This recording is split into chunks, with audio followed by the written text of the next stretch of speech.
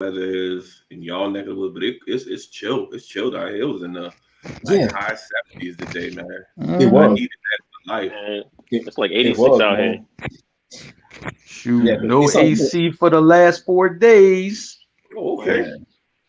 This weather's weird, man. It's like it was 75, I think, today, 75, 76. Mm. Today. Mhm. Yeah. I mean, good weather, man. I'm not complaining. It was good. Nah, not at all. Yeah. Not at all. Not at I'm all. inside. I'm inside anyhow, so it doesn't really matter to me. I mean, like I Oh stack yeah. still over the weekends. That's like, yo, I can't hear what you're saying. My air conditioner's still blowing. Absolutely. I understand that. Look. Be Mm. going, For real. going outside. For real. Get Mhm. that. You Mhm. got Yo, Feel you. fellas, we are back in the building. We got a different lineup tonight, man. Like the good thing about us, man, we got a different lineup, man. We can go the big lineup, we can post you up, or we can go with the small lineup and just give you straight outside buckets. Or man, we can just go with the shooter lineup and just shoot nothing but threes, man. It's up to you. I'm Mhm. going We can give versatile, that Oh, man. Golden State hey, lineup. hey, hey, Sean, they call that the death lineup. You know what I'm saying? Mhm. Yeah, That's yeah. right. You know what I mean? We don't have Merv on here, so everybody want to get a chance to talk. So I'm saying, so you good money, man. Like, what more can you ask for? You know what I'm saying? What more can you ask for, You just man? gonna throw We gonna Merv try under to the hold it down bus tonight. like that? I Man, know, forget- bro. yeah, man. Mm. Merv, aka Paco, man. That's his name, Paco, man. He like somebody named Paco. Merv, No, Paco D. no, we gotta give him a different name. You know what I mean, for real, you know, it's a real Paco here in Philly, man. It's my guy, man. It is. You know Come what I on, mean? man. You know. Yo, Stacks ain't even feeling that right now, man. We not gonna do it. Mark starting early. Start Straight early. up. Instead of, No, instead of I'm counting, start. But Hey man, Mark right I'm though. starting with your. Yo, listen. When he said Paco, I'm starting with Stack Shirt. Nah, like nah, we not Man, calling him that. Nah. Man, Mark has been disrespectful all day today, man. All the day, Uh, man, I've been working, but I- I've seen that shit, man. hey, dude. listen. I was just following Jada's lead. I'm sorry because he was disrespectful last night, so the disrespect continued today. My bad. I'm Yes. sorry. Yo, Yes. hey, My you bad. don't Sorry want to about bust that. that bag open, bucket. I got a lot to say about last night, bro. Mm. I'm like, About why? last Oh, night. goodness. I can't wait. I'm like, why is dude I've been so waiting on this. disrespectful? I've been Man. You waiting know on what I this. mean? So, man, I've been waiting on fellas, this. we got a good show lineup tonight, man. We're gonna do like the a tribute show to last night's massacre. I mean, versus. Mhm. We're going to get into that bag. I'm not going to go into it earlier because I want us to really give our attention to it. Mhm. So, and I got some shots I'm going to throw at Mark Ways, so I'm just going to get that out there early that y'all know. But before we get into it, man, we do have a guest that we're going to bring on tonight. We have a good brother, man, who actually had a chance to listen to some of his music over the past couple of weeks. He's representing the Blast Music Group as well, man. I told you guys about this guy a couple of weeks ago, and I told you he gave me some early Drake vibes, man. When Drake was in that zone, Wow. when he first came out, he had that zone, man. He was just zoning out, and I really dig what this guy was doing. I had a chance to talk to this brother about a week ago, man. Had about a good 30-minute conversation. Our first time talking, man. We had a really good conversation, man, about music, about life. It was just really, really good stuff, man. I really dig this kid. I told Stacks, man, about 3 weeks ago, I said, man, I listened to this kid music, and he's giving me some good vibes. Because remember back in 2003, 2004, music was kind of transitioning into a different realm. You had Drake that was coming out strong. Jamie Foxx was coming out strong. Music was just a little bit different in that area. And this guy gave me some vibes like that, man. His name is Elijah Rosario. And he's going to bless us tonight by coming on. We're going to, let's pick his brain. We also have Nick J, who's going to come on and lead the interview with Elijah because she had an opportunity to listen to some of his music as well. And Nick is also part of the family, man. So let's go ahead and bring on Nick real quick, man. Let's bring Nick to the stage. Nicole J, Nick Johnson out of Okay, you didn't you don't have to do the whole government. Like let's start over. Okay. No government name. No government name. Okay. Hey, I'm inclined to agree. Yeah. Okay. My bad. My bad, Nicole. I mean, Nick, Yorktown's finest. Oh, okay. My bad. I'm actually All right, Nick. listen. I'm actually going to York this weekend. Unfortunately, we had someone pass in my family, so I'll be down in York. But I'm gonna get a shirt for you. What size do you wear? Extra medium. That's what he wears. Yo, relax, Stacks. Yo, was that a bobcat in your lap? My bad. Nick got a bobcat. Huh, a cat. No, he's not a bobcat. Merv done called him a raccoon. Is that a No, lynx? my sweet. I thought it was a lynx. Yo, so, Nick, how you feeling out there tonight, man? How you feeling out there? Tired. I enjoyed the verses. Mm-hmm. I think that they might have forgotten that a large percentage of their fans are middle-aged Yeah. and work regular Mhm. jobs. So it was getting to be 10:30. I was like, "Ooh, when they coming out?" Yeah. Well, worth the wait. It was touchy. But we kept up. We stayed up. Even Mark stayed up for like 1:30 sending text messages to us. So No. Those are Mark's regular hours. Remember the 2 a.m. booty calls and shit. That's his time. Those are Mark's Goodness. prime office hours. I forgot. That's slime hour right there. Right? Honey. He's like the opposite of Big Red. Big Red's opposite hour. Big Red's office hours are 9 to 5. His are like 9 in the evening to 5 in the morning. 5 in the morning, slime hours. Wow, 3 hours. He proud of that shit too. He's proud of it. And then go right to work. I don't know how I do that. Hey, Seriously, it's crazy. good for you. Mm-hmm. You must take good vitamins or something. You know what I mean? Shoot, Doc say the immune system right, so I'm like, all right, I'm good. Absolutely. You know what I mean? No COVID, good. Indeed. So guys, let's go ahead and get into it. I'm about to bring Elijah Rosario on the show real quick. Nick is going to lead the interview, and let's just vibe out. Mark, you want to go out, right? Bring it back in. Yeah, you know what I mean? Take me out. All right, cool. All right. So let's go, fellas. Stacks, you got it? You got Mark? I got it. Oh, I'm saving it. Elijah. Oh, baby. Hey, how y'all doing? Yo. You want to say hello? Bobby in the building. Tierra in the building.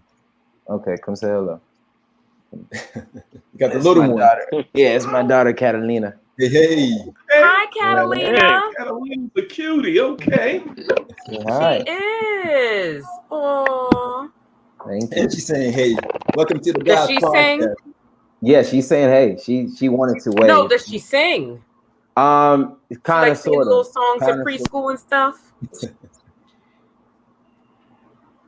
Baby You on Shark. mute. I was doing that with my niece. You on mute, Elijah. You on mute.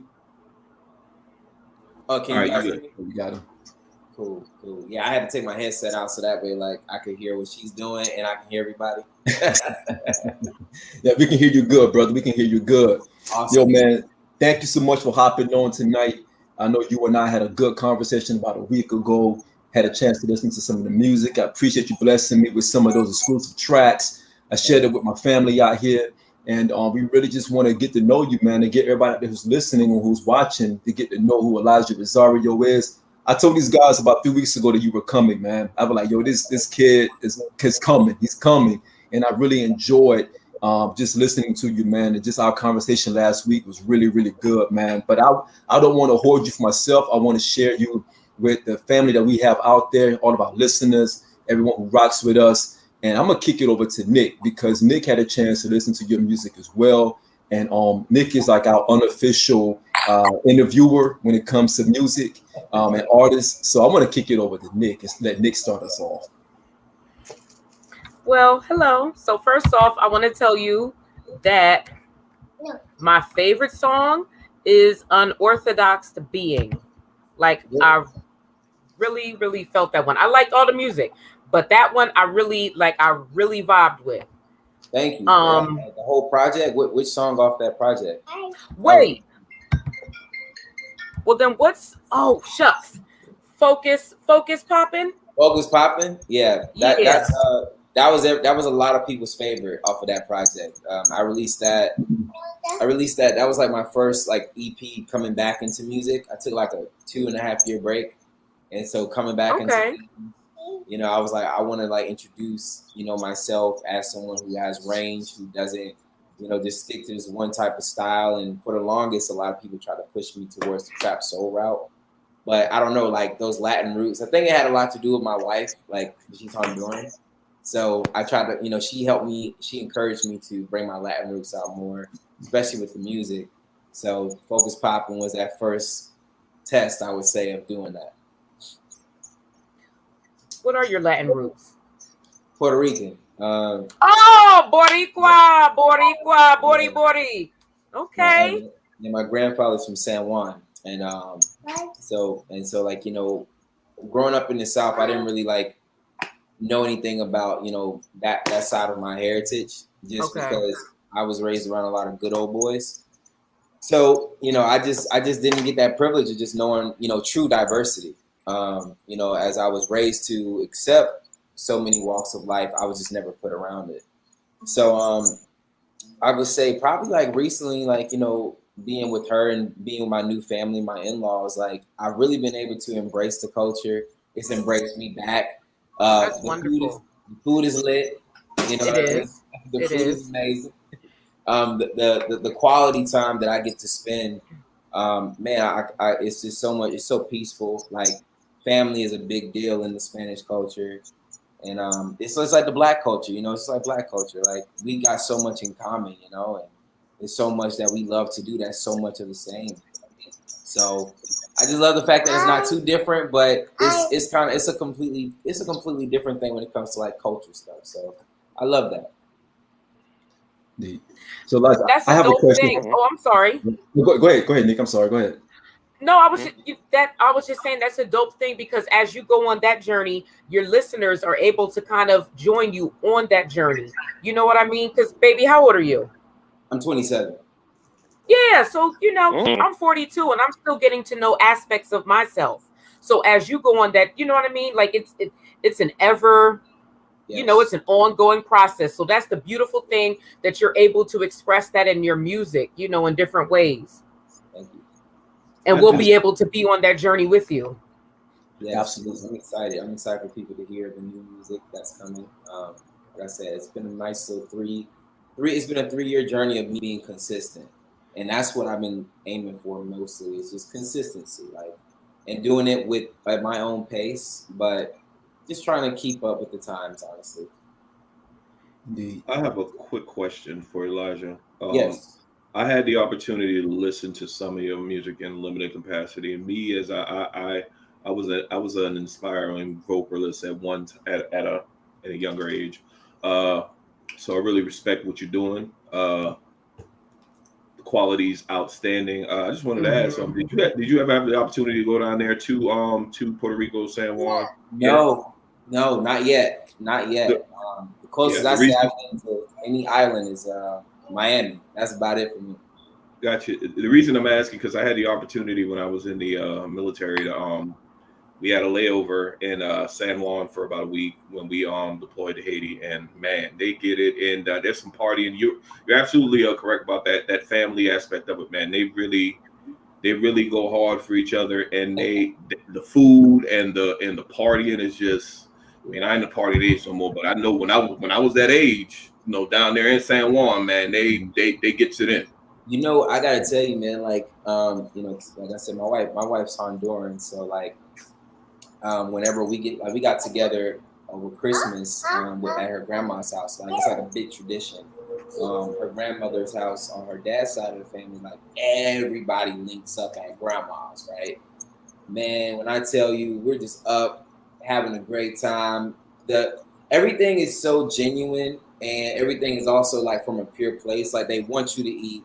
They want you to drink. They want you to go smoke a cigar if you do that, right? So welcoming. I mean, they want the kids to play and go home tired, right? You know what I mean? Like they want all of these things to happen. And everybody's while there's families leaving, there's people pulling up. While there's families leaving, there's people pulling up. I'm like, man, it's like 1 a.m. Like people still pulling up to the party because they know what's gonna go on. And my wife was telling me, she was like, oh yeah, she was like, in Honduras, we celebrate holidays for like 7 days. Like we be, you know what I'm saying? You go to sleep Yeah, drinking because and it's wake up drinking. Christmas, New Year's, Yeah, and Three Kings Day.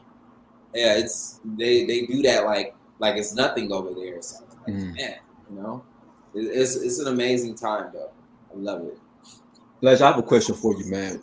Yeah. What music inspires you? What inspires you to write? What inspires you to really sing, man? Yeah. Hi, baby. Okay. You answering the questions for me? All right, cool. She said her. She said she the inspiration. Yeah, she's the inspiration. No, her having a family of my own now definitely inspires me more to write. What I write about, I pull it from different places of my life. Like, you know, I've gone down some really hard roads just within myself, mentally and spiritually, and also physically. And I've also seen like a lot of God's grace in my life. I come from a church background, so there are things that I've seen that I couldn't even explain to people and expect for it to make sense, you know? Absolutely. So I pull from all of those moments, and I find ways to curate stories that are digestible. But I would say like the who mainly has got me into music was it was actually a really good friend of mine. I was just around singing in high school to get girls. My brother was like, yeah, you know, sing some songs people know. So I was singing John Legend and Jamie Foxx back. You know, when Jamie, you know, when he dropped his when he dropped his Grammy Award when it was Unpredictable, right? That Unpredictable. Yep. Yeah. Yep. Man, I knew like every song like the back of my hand off that album at a point in time. If you play it for me today, I could probably like go track for track now still if you play it for me. And the John Legend, I listened to a lot of that. So I would sing that like on the bus and stuff just to get girls' attention. And one of my great friends today, like he was like, hey man, I got this song, you know, I've heard you sing, you know, I heard that you sing, you know, come through and let's record. And it was the first time I recorded, like, and never heard my voice on anything, right? Any processing or anything. And I was like, wow. I was like, that's me. And I don't know. I never had nobody else introduce me to that after he left because he ended up going to Bahrain.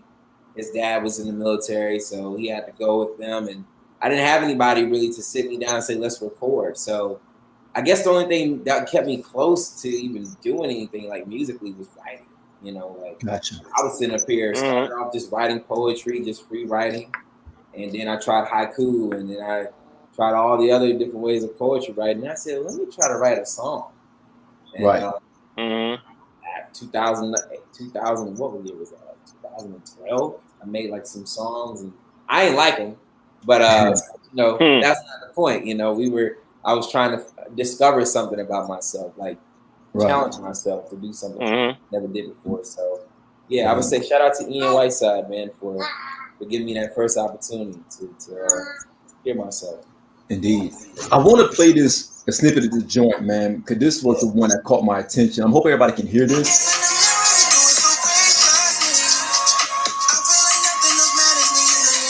That's the one I heard too, and that's that has a sexy ass beat. That's the me. Yeah.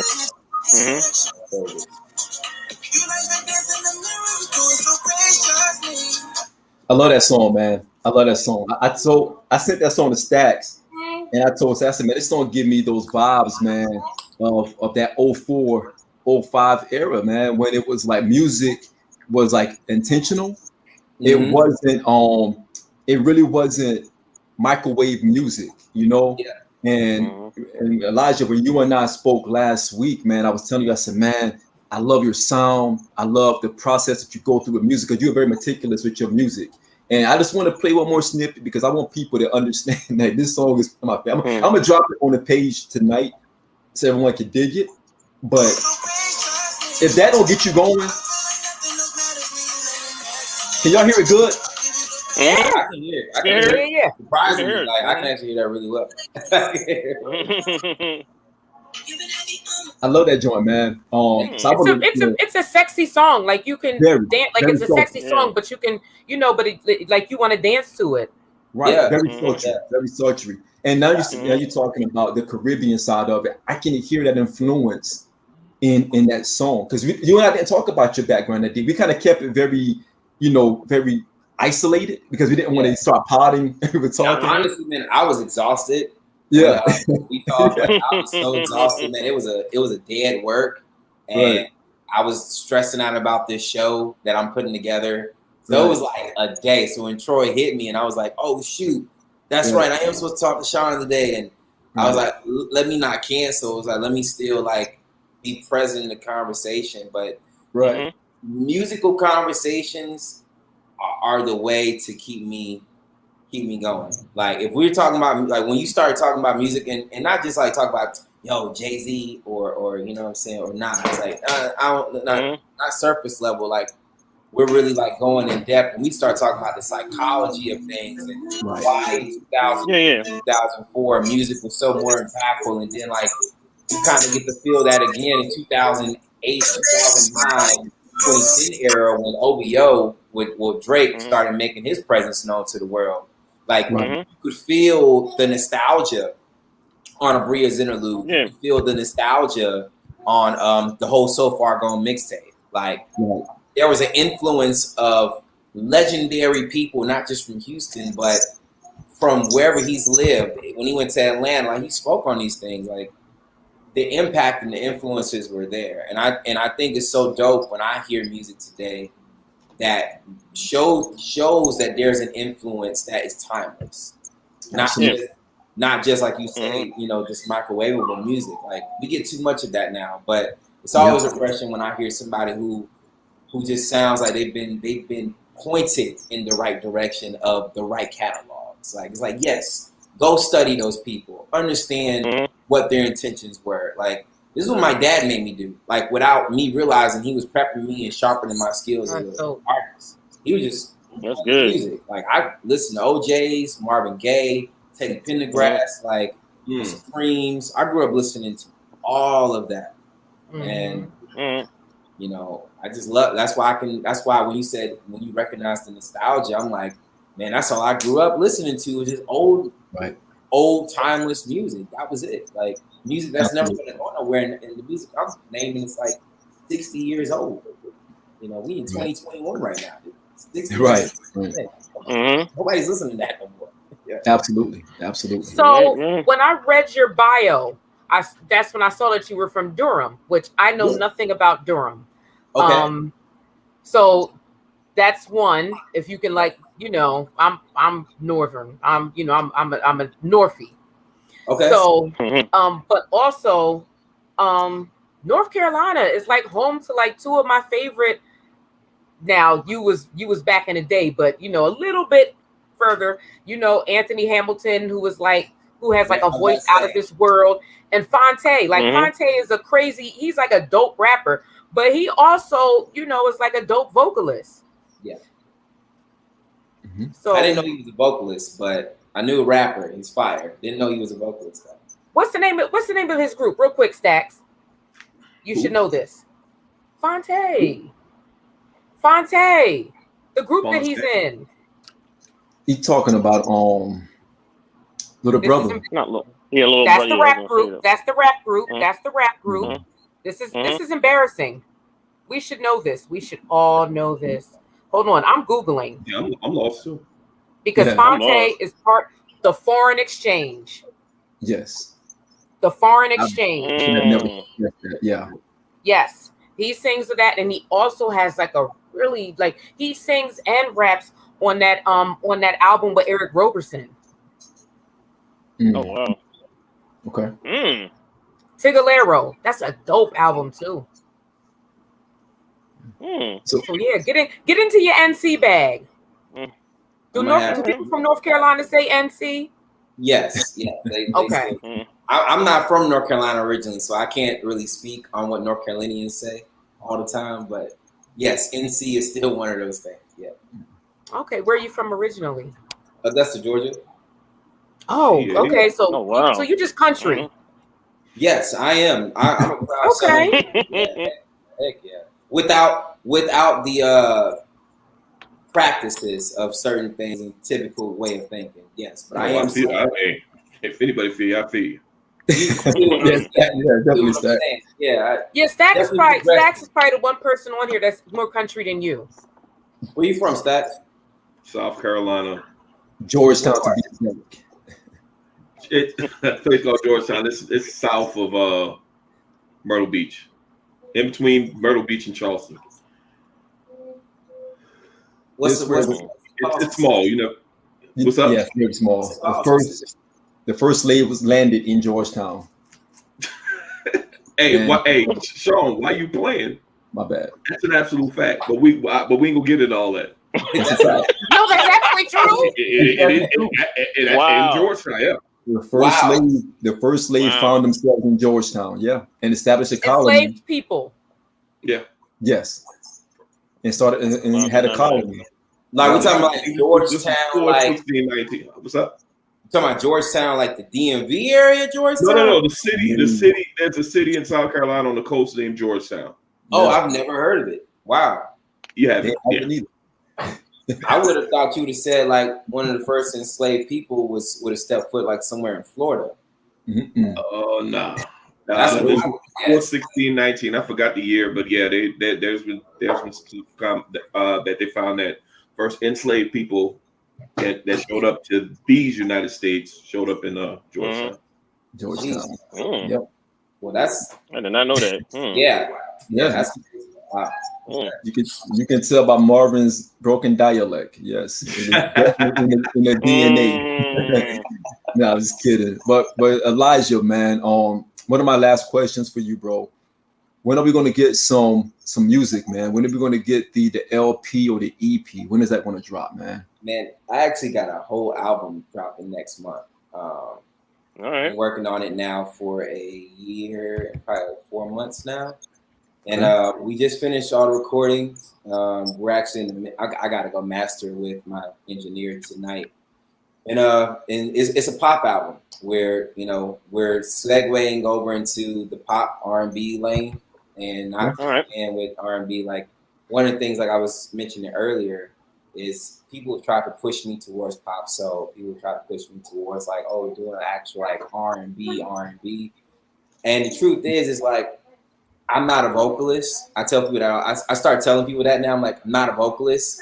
I'm a singer, but that doesn't mean I come up here and just I'm not gonna croon because you asked me to croon. Like that's not what I do. Like I try to find ways to make my voice continue to remain unique, but do things the way I want to do it and be confident in saying it.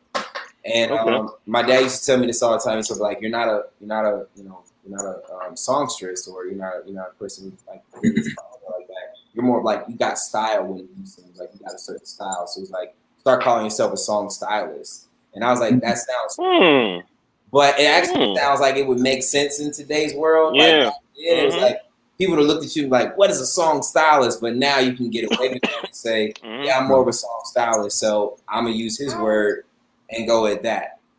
More of a song stylist. But yeah, it's a pop R&B pop album. I'm excited. I can't wait for it to drop, man. It's got a lot of great, honest music. Let me say that, a lot of great, honest music, and I just can't wait to give it to everybody, man. Man, we can't wait to get it, man. We definitely need some exclusives, man, so we can share that with the people, man. And we need your commitment to come back and talk about the album once you release it, man. Kind of give us a run through of the album. I'd love to. Let me tell you something. When I don't know why, and I know this is probably going to sound very, very strange, but when I was listening to your music earlier, I was manifesting something. I don't mean to like freak y'all out, but I said, you know what we don't? If like one day, if like Sean is like, yo, we about to get that exclusive. You know what I mean? From you, you know, like you like a, you know, you have like your album out, you know, you have all your streams up and everything. And Sean is like the go-to person, you know, on the podcasting tip. This is so I put it out into the atmosphere for y'all. Wow. Yeah, I love it. Yeah, I love that. I'm all for it. I can definitely. I'll send Sean. I'll send you over. I gotta send my manager his the whole album when we're done. I'll send you. Okay. I'll send you a zip file, and Please, you guys can all listen to it. You know, yeah, I'm looking forward to it. Let's talk about it. Let's absolutely. Let's do the exclusive, man. We're going to commit to it right now. We're going to do the exclusive. We're going to walk us through the tracks, and we're going to take our time and let it breathe. We're going to play the tracks, play some snippets of the tracks so people can get to feel it, and hopefully we can help push the album sales. I only get a 3% of the cut. That's neither here nor there. We'll talk about that offline. We'll talk about that offline. I was saying, we can talk about that. We'll talk about the splits and everything later. Talk about splits later. I'm gonna send you a hot 16 bar on a remix joint. So no, he don't. I'm kidding, man. I'm kidding, brother. Man, I wish you the best. I wish you the best, Elijah. Like I told you before, man, you're a solid guy. Like you mentioned, we were talking last week. I was cooking. We were talking, and you were just getting in, and we were just really just vibing out, man. Yeah.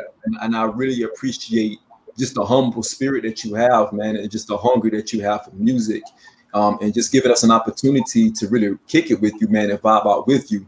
We're definitely going to be supporters of your music and your movement.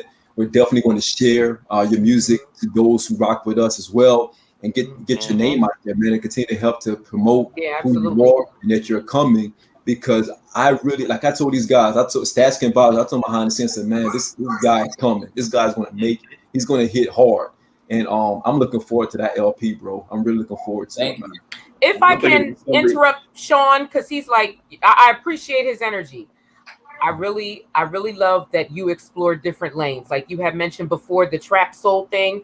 I heard like you singing on a trap beat, but then the next, you doing like the kind of like, the Caribbean thing. Now you tapping into like a pop R&B thing. So that's super dope. Like don't let nobody put you in a box or a corner or whatever. Like it's working. You know what I mean? Like your music is dope. Thank you.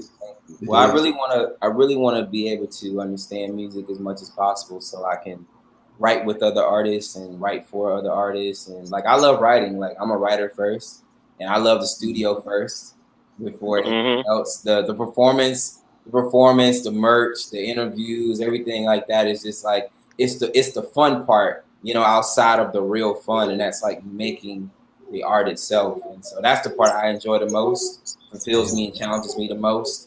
So I'm really excited to share this with you guys, share with everybody that's been rocking me for a long time. I had some people hit me with a throwback post the other day on like an EP that dropped like 2015. I was like, damn, that's a throwback. Like, I was like, geez, man. I was like, it was a nice refresher to kind of see sonically, lyrically, vocally how far this all came together. So Indeed. Brother, we're looking forward to it. We're definitely looking forward to it, man. Yeah, definitely. Y'all see the link that stays on posted? Go check Elijah out. Please. Got it up there. Yeah, man. Check it out. Got the link out there. Go check it out. Put on the page. Yep, definitely. Go out there, support it. Watch for some of the drops. Elijah did share some music with me last week. I wanted to interview first and then drop the music. So be looking for the drops later on tonight as well. So Elijah, you have us in your corner, bro. Go out there and make things happen, and we'll see you again soon. Appreciate you guys, man. This was awesome. Salute. Absolutely, homie. Salute, my dude. Yep. Take care. And bye, Catalina. Say bye. All right. Say bye. There you go. All right, man. Be blessed. All right, man. Let's get Mark back. Mark, you ready? Hold on, wait for Mark, because you don't know what you might put up on the screen with Mark, man. Mark, get that chick out of here, man. You can't do that, man. Jesus Christ. Man, my bad. I was just looking at cars, man. You know what I'm saying? On a hump for one of them old schools, man. We don't want to get clipped, man. Right. Nah, man. I was like, man, I was like, yeah. Well, first thing I was playing some Jadakiss all day. Them Styles P. I was playing it all day, so I was just like, wait a minute, let me cut that off before y'all pull me back in. I ain't want to get the show clipped before we had a chance to talk about it. You know what I'm saying?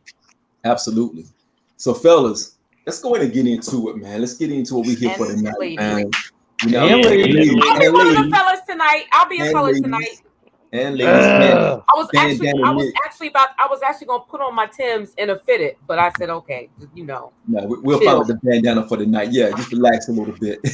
Yeah, man. Yo, first of all, man, the big winners of last night was New York, is it not? New York hip hop. Is that not okay? Queen, there was some anxiety moments, so we'll get into all of that as well. Stacks, man. Yo, But that's New York, though. before- That's New York. let's start from the beginning, man, and work our way down. Yeah. So Yeah. let's start with the DJ, man. The Man. whack DJ. Let's start with that. Fire. Let's start with that. Fire. Yo, I'm trying to tell you, and people was complaining about the DJ. I'm seeing this and Merely oh Sean. well, he playing too much Jay-Z. He playing this and play. No. Shut the hell up. Mm-mm. That agree. DJ killing had it. all them songs rocking. See, Yep. I don't care what you play as long as you got the crowd rocking. That is the Yep. DJ's job. The Mhm. DJ's job is to rock the crowd. The crowd was not rocking at all. Yo, listen, no, Come on.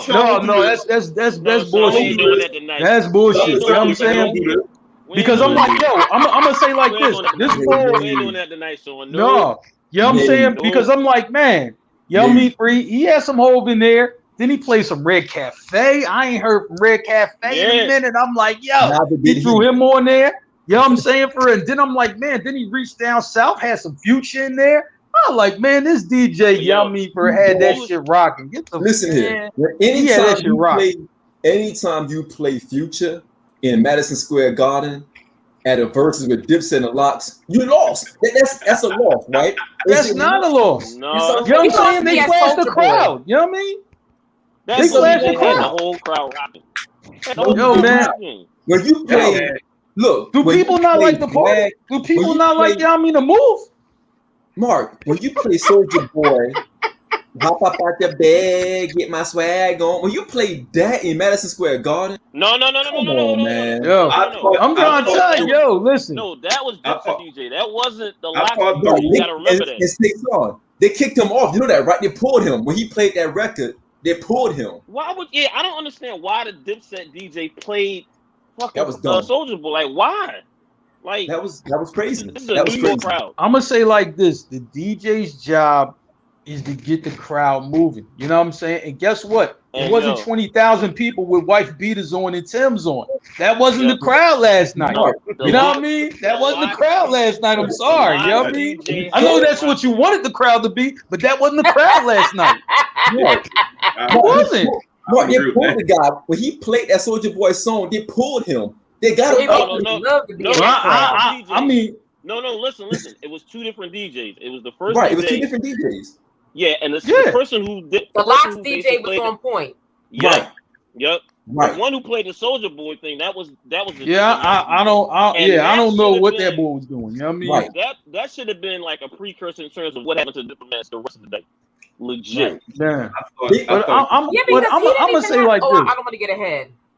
I'm gonna Yeah, say go like ahead. this. Look, that you know what I mean, well, at least the first boy, you know what I mean, the first DJ, right? Thank I'm you, like, Mo. he had the crowd, he had the Thank you, crowd Mo. going. Thank He had you, the crowd Mo. going. Thank you. When you have a versus like this, you have two groups from New Yeah. York. You are in Madison Mhm. Square Garden. Mhm. You got to read the room. You To your don't- brother, Mark. Listen, that's your brother. And Mark. not and playing Jay-Z, who's from New York, Mark, by the way. You know what I that's mean? your That's a bad idea. That's Mark, a bad that's your idea, right? In New York. Mark, that's That your ain't what OG he's saying saying. this. That's your OG saying this, Mark. Your OG, Elmore. Yeah, he's saying it. No. Mark. No, he said the Dipset DJ. He said the Yeah, Dipset that's DJ. what he's saying. He That's said what he Ted should have Johnson stayed said. all NY, meaning like Right. leave the Soulja Boy shit in alone. Right. Yeah, that No, wasn't Mark for agreed with last that. I night. didn't L. like That no, wasn't for but last I night. didn't. There I was didn't a like. few songs that he played that was like, Look, I didn't like. You know what I mean, for Right. what people was knocking that he was playing Jay-Z like Jay-Z ain't from New York. No. Like, no, you're supposed to play Jay. He from New York. That was the Locks DJ though. That was the Locks DJ. Oh, The other okay. guy didn't. All right. That was the Locks DJ. That's what I'm talking about. Oh, all right. So I should ignore the clowns on my timeline. You know what I mean? That got Mhm. mad about Yeah, them yeah, playing Jay-Z. Okay, yeah, cool. Yeah, don't worry about You know what I them. mean? You should. For real, You yeah. really should. All right. Yeah, don't worry Okay. about The them. Locks DJ All was right. going to play on the whole joint. The When Dipset when DJ was the worst. when PSA from the Black album came out, I thought the roof was gonna blow up the place, man. The energy when they played PSA. Sean, I know you don't like this, but I know everybody noticed it when that dome. Hey man, I'm just telling you what I saw, man. I'm Right or gonna wrong. say like this. Well, the Go. first DJ, I like the first DJ. He was cool. Mhm. I was bang. I banged with him. He Yo. favored. He Technician. did. It was DJ Technician. Yeah. Technician Okay. did, look, he didn't do bad. I'm not saying he did bad. I'm just saying that when you are in, you only have a small amount of time to play as many records as you can, right? Yo, And like my Wiz say, she supported, as she said, like he was on Rockefeller's payroll because he played a lot of Rockefeller stuff, and I get it. Trust me, when he played this guy, when he played Warning, that whole crowd rocked. That whole crowd rocked that song. But Tayson, I get it. But again, you are in Madison Square Garden. If you don't play, can I ask you something? So if he would have played Nas 4 times, would you have been happy? It would have made sense. But of course it would have. It would have. Stacks, look, he did not play one Wu-Tang song. You know what? There we go. He did not play one Wu-Tang That's our song. answer. We got our answer right there. He didn't play one Wu-Tang song. How you a DJ? You in Madison Square Garden and you don't play one Wu-Tang song? What? Okay, well, if we're gonna go there, as far as bangers, I mean, of course, stuff to get the crowd moving, like Mark said. Okay, that means he should have played Triumph, definitely, right? Yes. Yeah, definitely. Yeah. Okay, I'm trying to think of other things that crowd movers. Sure, she has a ghost. He could have played Tony My Time. He could have played that. He could have played that. 500. Yeah. Oh, damn. That would, yeah. He could have rocked. I've been to concerts when they did New York. I think someone's mad that they played Holes a lot. No, I'm not mad. I was counting stacks about it.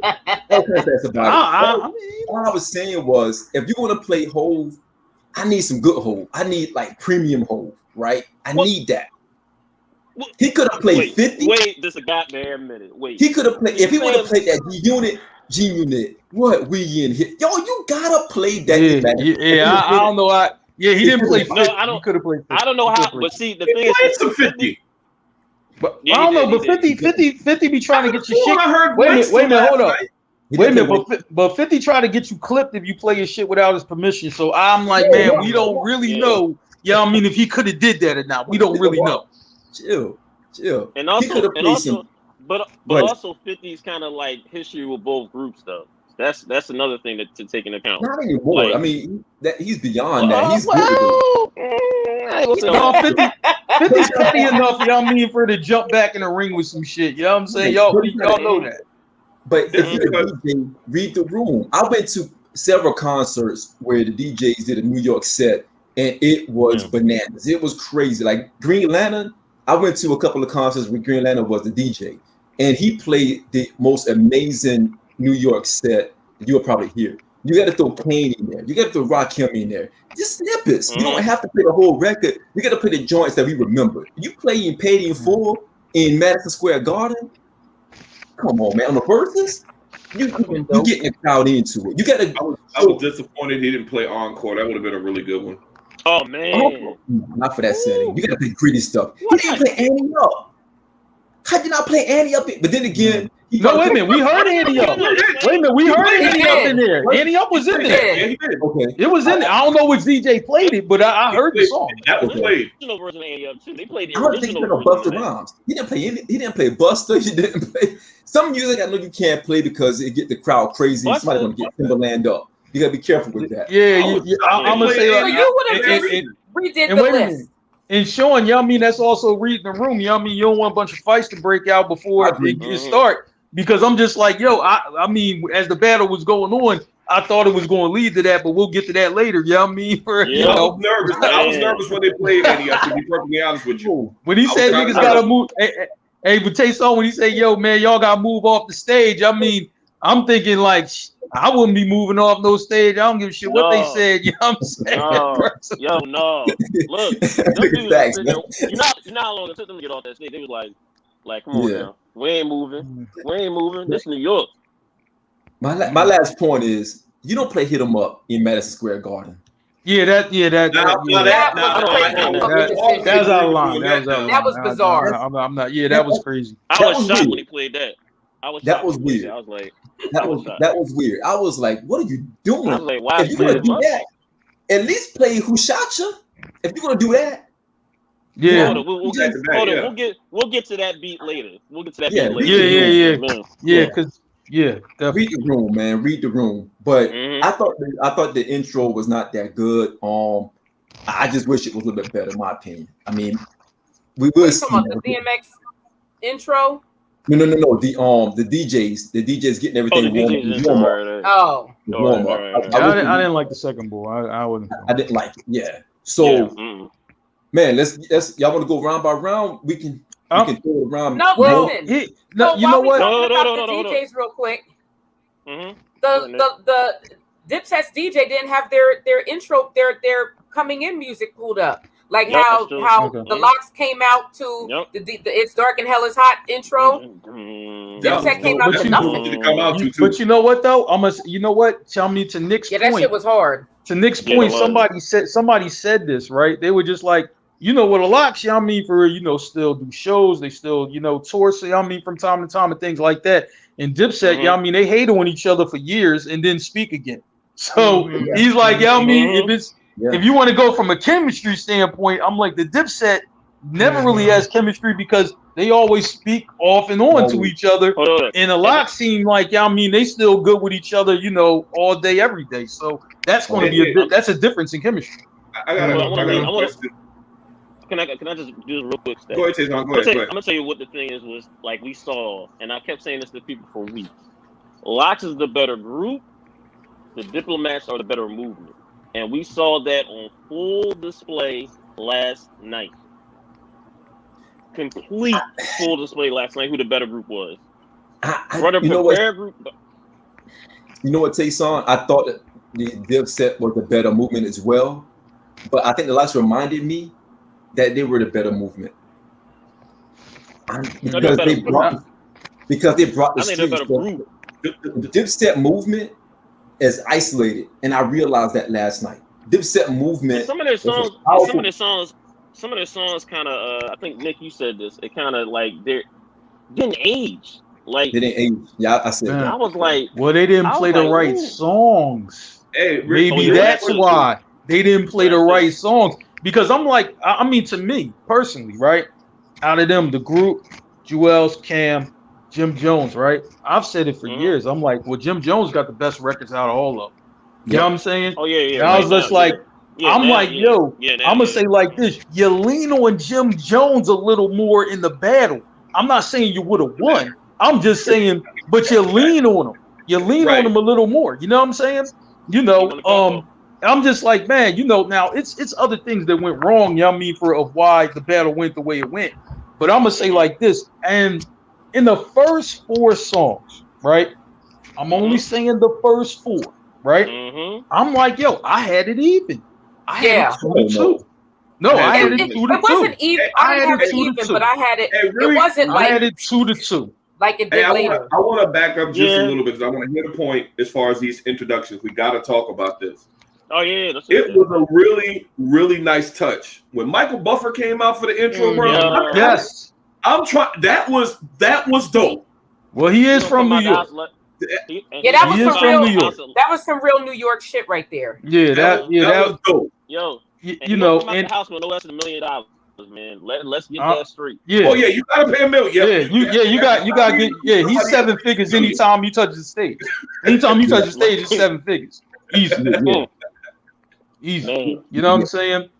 I'm gonna tell you, but since we go in intro, let's start with that. I'm like, once again, I'm disappointed. I'm disappointed. No, but listen, here's the thing. I'm disappointed. With the Dipset camera. I'm like, you're in New York. This is you said Madison Square Garden is your house, and listen, and we don't see no pink. We don't see no pink fur. Yeah. We don't see the pink fur. You in Madison Square Garden, that's your house, and we don't see the pink fur. I was like, this looks bad already. This looks bad already because I'm like, if your intro music was right, you should have came out with the pink fur and the pink New York Yankees fitted. Where is that? I agree. Come on, man, stop. I think it would have. I think he should have at least when they didn't do a first half, second half, like it was out there the whole time, but. Second half, if they did a second half, he definitely should have come out. I literally was expecting the pink fur coat, to be perfectly honest with you. I was expecting. I was too. I was, man. I wasn't. I think want to run a couple rounds just on that. I think it was bigger than what they thought it was going to be, man. What I've learned about this version. No, I'm not even giving that. They did not expect the Locks to have that much energy, and that was really really. And they had no energy. And they had none. But that goes at what I'm saying. Like, I think that they did not realize the magnitude of that. Think about this, fellas. Jim Jones ain't selling out Madison Square Garden at all. Mm-hmm. Joel Santana wasn't selling out Madison Square Garden. Cam wasn't selling out Madison Square Garden. They weren't, as a group, they never sold out Madison Square Garden. They never had an arena that large. You know how hard it is to sell out Madison Square Garden, though? Yeah, right. That's something everybody can't do. Very few people can do that. Very few people do that. Let me transition to that. The Locks been on tour with Bad Boy. The Locks been on tour with Diddy. Their showmanship. They have been in stadiums. They have sold out because of the Bad Boy. Because they went Puff. You know what I mean? Puff won't sell out. No shit. That's what I'm saying. So they had. That's more on Puff, though. Right. That ain't just the Locks. It's not the Locks, but look, they're still Puff. They're still in that arena environment. So they know the magnitude of being in front of a large crowd like that, especially in Madison Square Garden. Dipset never had a stage like that. This is their first time on a stage that big. When you get on the stage that big, you become very small. And like, because you can see it. Cam is a funny guy. Cam is a funny guy. Cam has personality. I think you're giving a Dipset like too much not. I think you're really not. I think they're lazy. I think today it shows how lazy the Diplomats are. Yeah, it's not that they weren't. I'm gonna say like this. Here's the thing. It's not that they weren't good. You know what I'm saying? Well, they weren't good last night. But what I'm saying is that speaks to Taysom point. They were lazy. They didn't have any energy, right? The DJ wasn't prepared. You know what I'm saying? And I'm just like, man, yo, pull up my brother comment. You know what I mean? For the last comment he made. You know what I'm saying? Pull that shit up, right? You know what I mean? Dipset was known for swag. They was known for starting trends. You know what I'm saying? They did none of that last night. Come on, man. You should have been talking shit. You should have been talking shit. You know what I mean? Like, and if I can jump in. You know what I mean? Come on, man. Go ahead, Nick. There was a petition. Remember, there was a petition going around in the hip hop community to replace the national anthem with the Dipset anthem. Mm-hmm. Y'all remember that? Like that would have been like a dope ass little bragging point or something. Right. Yeah. Right. I'm like, yo, Cam, you known for talking shit. You know what I'm saying? I'm like, listen, man, you should have been like, yo, man, I'm fly out this shit. The Jewels popping, yo, y'all look like some corner store bums. Like, you know what I mean? Like, yo, you know what I mean? That's how you supposed to talk to your opponent. You're supposed to be very disrespectful the way you talk to him. You know what I'm saying? And they didn't really do that. You know what I mean? And then y'all were drinking too much. Very disrespectful to them. Yeah, of course. Yeah, exactly. Yeah. Exactly. That's how you're supposed to be. Everything y'all saying, I like, man, you know what I mean? Is proving my point. Everything y'all saying proving my point. I agree. I mean, when you get on that stage and it's pressure because Dipset, all those guys got personality and they are very prideful because they talk shit. They always been saying how they were the best movement ever. They even said they were the best thing on Rockefeller at one point. So now you got the Locks. You head to head. You in Madison Square Garden. The Locks come out there already on time. To get ready for this. Right, they did. Cam is lagging behind, so he's not even on stage yet. You got half of the team on stage. Cam is not even out there yet. And guess what the Locks start out with? If you hope we don't make it. No. They went straight to disrespect. They went straight to the disrespectful track. Yeah, absolutely. No, yes. We're gonna do it even. We won't even bring this back. When it basically was about to start, and Cam was like, "No, look, we in New York. We going last or heavy." And then Jada's like, "What? Nigga, you live in Miami." Right. Yeah. Bro, that throws you off. It because mentally because you can see Jim Jones kind of pacing around, looking crazy, like, oh man, this is a big crowd. And you see Joel Santana looking like you could see in their face, they were like, man, this is getting crazy right now. You guys ain't built for that, man. But you know what though? Yeah, I mean, I'm like, man, show up and ride the wave off of being a diplomat. But the thing is, it wasn't just nerves. They weren't prepared. Like, when you're not prepared, to do anything, you know what I'm saying? Plus, you got that big stage. It's going to be problems. It's going to be big problems. And that's exactly what happened. Mark, and it doesn't help that you got somebody on the other side, 1/3 of the locks that you already saw somebody. You already saw him destroy a superior MC in the previous verses. So why didn't y'all do your homework? Y'all know this man's a monster. Y'all come out there unprepared. Man, Dude, I like, man, I'm telling you, you know what I'm saying? It was crazy, man. your whole mood It was changed. crazy. Your whole mood changed when you played FU. When you hear that song, and they were playing it, like it got louder. Like that song was blasting. When Jada come out and say everybody's a snake, that's why I try to keep my grass cut so I can see them when they're coming and heat their ass up. What are you doing, Jada can say that? And that's one of those locks tracks. Because Sheik is always lagging in the back kind of, but all three of them spitting on that track. The first fucking track, Yes. we are the streets, all that A. A lot of people say Sheik is like, he had bars on that one. I'm sorry. Yes. And so this was the round one. And I gave that to them. I gave that to them. Easy. So let me reference this. The lineup that I do have tonight. This is from Pitchfork. Pitchfork is a magazine. I'm sorry. This is Parlymag. Parlymag.com. Wait a minute. They were the first ones who put together the actual breakdown list. I went with Billboard. I didn't. Now see wait a minute. Billboard. That wasn't the same magazine that was doing the Mount Rushmores because they're trash. All right. You know what I'm saying? Just to let it be known. Mark's face. Right. No, Mark. That's the same mag. Shout out to those guys. They were the first ones to put up the actual the list. Normally Billboard does it, but Parlymag, for the sake of us trying to get this ready for the show, Parlymag had theirs up, or Parlay Mag had theirs up earlier. But and listen, Dipset again had no energy for that song.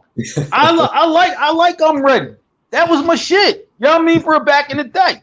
But they had no energy for that song, and it was the wrong song to start with. That's not a start off song. That's a middle of the round type of thing. You know what I'm saying? That just wasn't a good idea to start with that song. That wasn't a good idea. I disagree a little bit. Listen, they didn't even do the song the way it was supposed to be done. All they kept yelling was "I'm ready." I'm like, what part of the song is that? That's not even in the song, dude. Like, what is y'all doing? Yo, Mark is mad. They should have came out with this. They should have came out with the energy was just, it wasn't there. I think that we all expected more because we remember the way that them tracks used to hit, and they was just so fucking flat. And it was they didn't want to go low, man. You like Sean said, you start off with "fuck you." That kind of threw you off. Like I'm thinking when that comes on, I'm thinking, okay, what can we play to combat this? I'm Ready just wasn't it. And you had to know that I like that song. Track, though. You got to call Audible. Call Audible. That's what I was going to say. You first should call the Audible with the DJ. We're not going to go with that. I'm like, yo, they could have go with "Built This City." I'm like, that's a better track. Y'all mean to start off with? They didn't even do that. They could have did that. I don't like that. I still would have lost. It would have lost. But I'm like, yo, you don't got to lose by 25 every time you step up to the plate. You know what I mean? Lose by 2, nigga. Lose by 2, not 25. They could have put "I Really Mean It." If they would have put "I Really Mean It" against that, that's shooting your gun too fast. Yeah, I'm gonna say like this: when you already starting from behind, you know what I mean? Look. You better pull out some shit. You know what I mean? You can't follow the script. You know what I'm saying? When the bull already got a 5-point playoff on you. You know what I'm saying? You can't do that. I understand both sides of it, but they wasn't gonna blow their load, man. To be perfectly honest with you, they probably could have. The only track I think, only one logical track that would have probably be "Fuck You" is playing the Dipset anthem. The exact Elmore in my head. But that would have been too smooth, man. I don't know why they didn't start there. Yeah, they could have. Be careful. Here's the thing, guys. You got to be careful doing that because that is one of the classics. But you got to be careful because you don't know what Locks got in their sleeve. You got to have different anthems. So many songs though, and we're going to get to what was in their sleeve. You know what I mean? For in a minute. You know what I'm saying? No matter what they would have did, their energy was all fucked up. So they could have did the most hype shit. They wouldn't have counted anyway. Exactly. You know what? That's like what Sean saying. Threw them off. Nick, and this is why. Because he came out.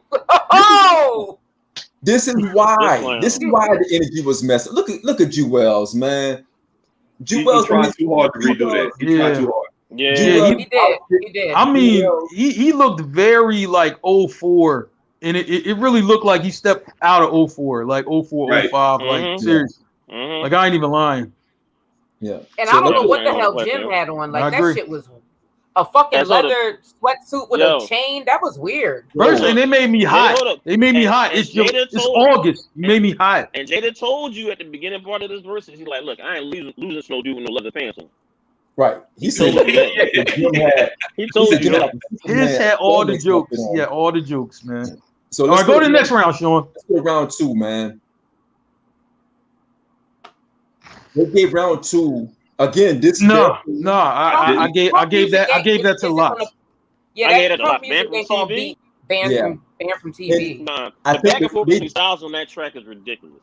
I gave it to Locks. I don't care. Y'all mean for real, if that was Nori's song, if Cameron was on it, y'all mean they performed. Y'all mean their song better than y'all mean for Dipset performed their song, because Dipset didn't even wake up till round 3.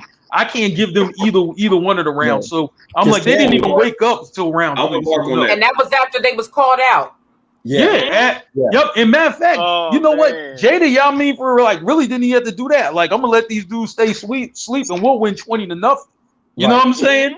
Like he actually woke him up. Y'all mean gave him a jab, like, come on, man, get back in this. Right. He was offended for the audience. He was. Round 3. I gave Dipset this round. I gave Touch It or Not is my shit. And they performed, and he performed it well. I gave them that round. Hold up. I gave Dipset that round. But I'm gonna give it up to Jada when he kept talking about being the absolute like same thing that kept playing stuff out. He was like, "You from New York, my nigga? How you not know the words? How you lip syncing? You lip How syncing. you lip syncing your songs?" But once again, y'all mean for they weren't prepared. They weren't ready. You know what I mean? But Mark, that goes to the point of Diddy, man. Diddy, one thing you can say about Diddy, because Diddy's a showman. He's a showman. All of his artists, they learn from him. They learn how to be showmen. They learn how to be prepared because he drilled that into them. They can say what they want to say about Diddy, but Diddy drills perfection into his artists. Well, Diddy just ain't Diddy just ain't good with your money. That's really the only problem. He just ain't good with your money. Everything else, he cool. Hold on, what you hear about how he used to make Usher run around the pool singing? Come on, man. To get him in shape and all of that, to get him concert ready. But think about Diddy. He made niggas walk the Junior's cheesecake. Y'all mean for real from like Connecticut. Like, of course he gets people ready. You know what I'm saying? Yeah. I gave shout to E-Ness. Shout to E-Ness. There you go. You know what I mean? You gave it 2 stacks. I gave that to the Locks. I'm biased on that track. That's one of my low key most underrated collabo tracks. Absolutely. The last song on DMX's first track album, R.I.P. DMX. They were spitting on that song too. I guess you can give Dipset that because DMX clearly had the best verse on that track by far. Yeah, absolutely. Damn, I wanted to. Last night I was giving that to the Locks too. Yeah. But I give that one to I give that one to the Dipset. I gave that to Dipset because I'm like, hey, when I think of the song, right? I'm not even lying. I mean, I gotta tell y'all this. I'm rolling through. Y'all mean system loud. It's a bunch of girls standing there, and I turn that shit up loud as shit. You know what I mean? So they know what time it is. So yeah, you know what I mean? Scumbag moment. But that's what I did. You know what I'm saying? Hold up. Mark, I understand. I understand. Yeah, Mark can work the ass and sit on, man. Never miss a moment. So Mighty D Block and Santana. This is when it started getting weird. I gave this to Dipset. I gave that to Dipset. Yeah, Santana's sound was nice. I gave it. Yeah, that was like the best song that they did that night. That was like their energy was actually decent. You know what I'm saying? You know, on that song. So I gave them that. You know what I'm saying? Yep.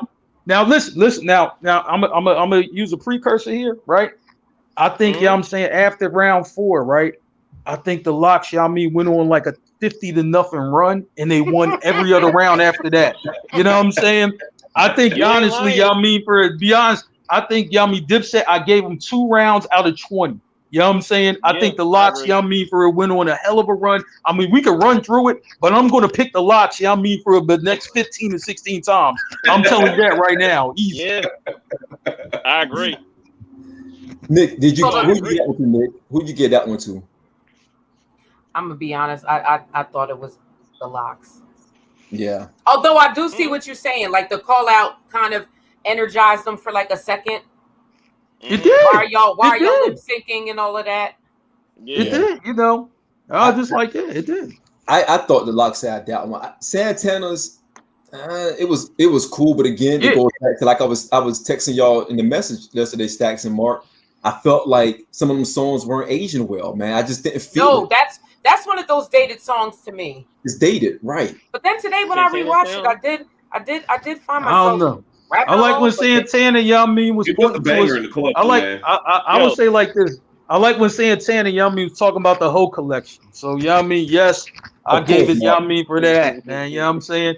Yeah. Now, when you put the rest up, I'm going Lox the whole time. You ain't lying. Because that's when the Lox really started to slaughter them, for like round 5 and on. Can we that was just a beating. That was a beating after that. Yeah, get to that next one. Watch that next one. Set the tone. Yeah, that shit was fucking embarrassing. Yeah, come on. You know what I mean? I'm just like, man, I'm trying to tell you, Jay. I don't think we want to play on this one. Also, played 2 songs and got started by freestyle. Yeah, but also, that's when go ahead, Sean. That's when I knew it was about to get weird. I said, okay, this is about to get freaky right now because Cam played 2 of the joints that he considered some of his best work. Ambitious of a Rider, which was a banger. That was nice. That was nice. And Get 'Em Girl. That was Tupac old work, but we're okay. I got you. And Get 'Em Girl. So when you do that and Jada comes nonchalantly and beat you with a freestyle. Let me point. Wait a minute. Let me point out something else. Let me point out something else real quick. Right there in round 5, and I'm trying. I noticed this, right, and this should be the precedent for future verses to come. I'm like, Jada took for some mixtape shit and put it in the versus battle.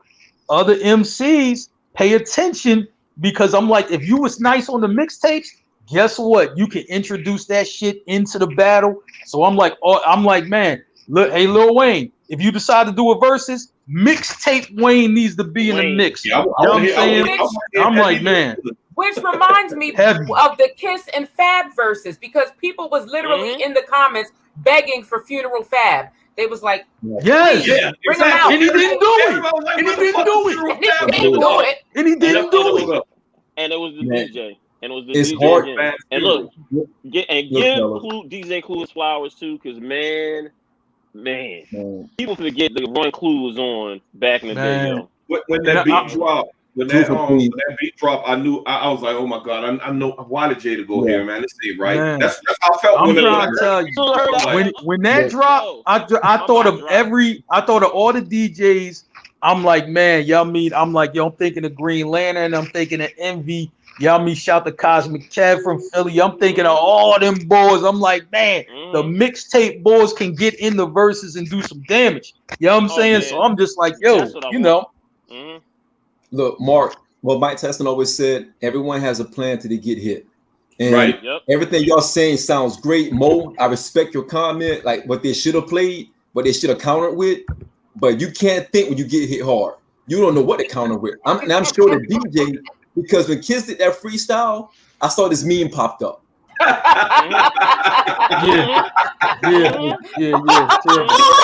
Terrible. Honestly, what do you do? Like you Cam and you play 2 of the bangers, some of your top music, and Kiss nonchalantly spits a freestyle with so much swagger. Change the game. I'm gonna say like this: like I said, if you're MC and you want to do verses, you can use your mixtape shit. Use it. Or get Jada the A&R. Yep. Yeah. You know what I mean? Jada knows music. Like, even when you hear him on interviews and he talks about other artists, like, he know what he's talking about. Yeah. So I'm like, he listens. So what's next, fellas? What we got next? I don't want to mix everything up. Okay. This round 6, Oh my Mike. God. No. This is No, when we're Jewels did that dumb shit, falling to sleep or whatever. Yeah. Yeah. Look, man. No, it was still.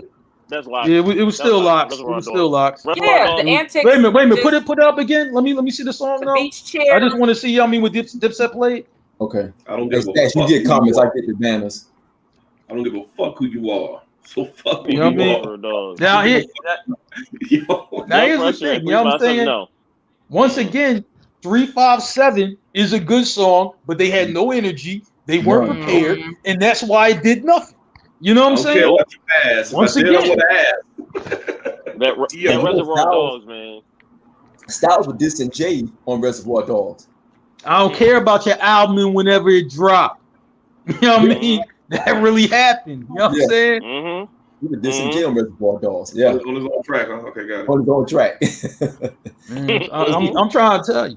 Let's go to the next one. Ah. Oh yeah. Oh, I'm It- sorry. Oh, come on. Ain't nothing beat that. I'm gonna let y'all. I'm gonna let y'all go first. You know what I mean? I got a story for this one. I'm gonna let y'all go first. I already posted it in the Hey, comments. you get your story real quick because when that beat drop, I'm like, I don't know what what Dipset gonna play, but they ain't gonna win this round. Nope. That's why I was That song. Exactly. Not against that song. Nope. Let's start with Nick. So Nick, when you heard Nick getting tapped by Lynx, Nick, when you like do you see him? Like he's tripping. He won't be in the got shot. the fuck down. I don't fuck with cats. Yo, Nick, you want to be in the that's all I'm shot. messing. I don't trust cats, man. So Nick, what do you think about when you heard that 24 Hours to Live? When that joint dropped, what were your thoughts? I mean, that is a super classic. Mm-hmm. Like, I mean, you know what I mean? Like, what do you do? Like, what do you do? Like Stack said, what do you do? Dipset should have really lobbied to go. Were they going? That's a song where like everybody showed the fuck up. You know, Piece to Black Rob, Piece to X, you know, Mace, the Lots. Everybody showed the fuck up and showed out. Right. X really did too. So, what's your story, Mark? Yo, listen, I posted a meme and Tay saw it. I know you seen the stacks. I think I tagged you on it, right? You know what I'm saying? Jim Jones really thought he was doing something when he played the Bird Gang Money song. He really thought, you know what I mean, that was it. He really thought this I heard him right here, right? And then, you know what I mean, Jada just yelled out, "Don't nobody know that shit." I'm like, oh my god, oh my god, that, you know what I mean? Wait, what's the worst round in boxing? Like 10-7? You know what I mean? Not even 10-8, 10-7. That's when you got knocked down about like 15 times in one round, but you got it back up. Right. That was like a 10-7 round. Oh, like yeah, that's how crazy that was. It was a lot of embarrassing moments. Yeah, and then they have the meme, you know what I'm saying, of Jim Jones crying when Jada Kiss yelled out, "Nobody know that shit." He started crying, you know what I'm saying? Yeah. Cut it out, man. Yeah, I was like, oh man, you could have went home after that. Songs, I don't remember nobody playing that Purple City Bird Gang shit. No, we never played that here. That got no run. That got no run here. None. And I had that mix. You know what? It's funny because that mixtape had the joint. This is when I started like, yo, man, Dipset about to fall off because they did the remix. Y'all remember they did the remix of the Push It. Mm-hmm. Remember, say that one more time. They did the remix to Push It. Remember that song Push It by Salt and Pepper. Oh, good. Yeah, that was terrible. You know what I mean? Did that stop. I was like, oh no. You know what's crazy? When somebody declines, you actually know the record that starts the decline. When somebody actually declines and falls off, right? Somebody actually you might have listened to from time to time, maybe not have been a big fan of, but you listen to them, and then they do a record like, ooh, they about to fall off right here. The cliff is right there. The cliff is right there. You know what I'm saying? That was the cliff for them. You don't remake Salt and Pepper. Come on. You don't. I'm gonna say before we go to the next song, right? I'm gonna have to really give it up to like this particular situation before. This is something a little bit had something to do with this about what Mace talking about Cam like a couple years ago, talking about that Oracle disc. Oh, when they had the beef. I'm like, yo, I'm gonna tell it the back. I'm looking at this little this verses, and I'm looking like, who the best all MC right now? Real right, all time right now, other than Big L. It changes I thought it'd be things. Cam because Say after something. tonight, We were on A. It changes things. I told Stacks, I said, dude, this kind of we'll talk about it later on, but this kind of changes things for us because music's supposed to be timeless. When you go be in that vault, it's supposed to take you there and make you feel like, man, I'm back there. Them joints, they weren't hitting. I'm like, oh, it's flat. It was flat. So Right. And then it didn't help that they were still dressed like it was back then. right. yeah, Right. And they didn't even have like the fly shit that they wore back then. They just had regular shit. You know what I mean? I'm just like, man, you know, and then you got the goodness, you know what I mean? It's taking me back some bad moments. I seen the Diplomats Bird Gang chain or whatever, and I'm like, dang, y'all mean your man got robbed, you know what I'm saying? I remember that by True Life. You know what I mean? You remember True Life? You remember that? Yeah. True Life, yep. He took it. Yep. He did. So All then am I tracking right, fellas? We just did round 7. No, we're 8. You got it right. Okay, cool. No, had locks again. You know what I'm saying? You can't play about it. Can't play about it. Yeah, I don't even know how to play that shit. I'm gonna say like this, right? I wasn't a big fan of when Cameron did Bout About It in the first place because I'm like, I know it's Masterpiece song, and I know Master P was in the video and he gave his blessing.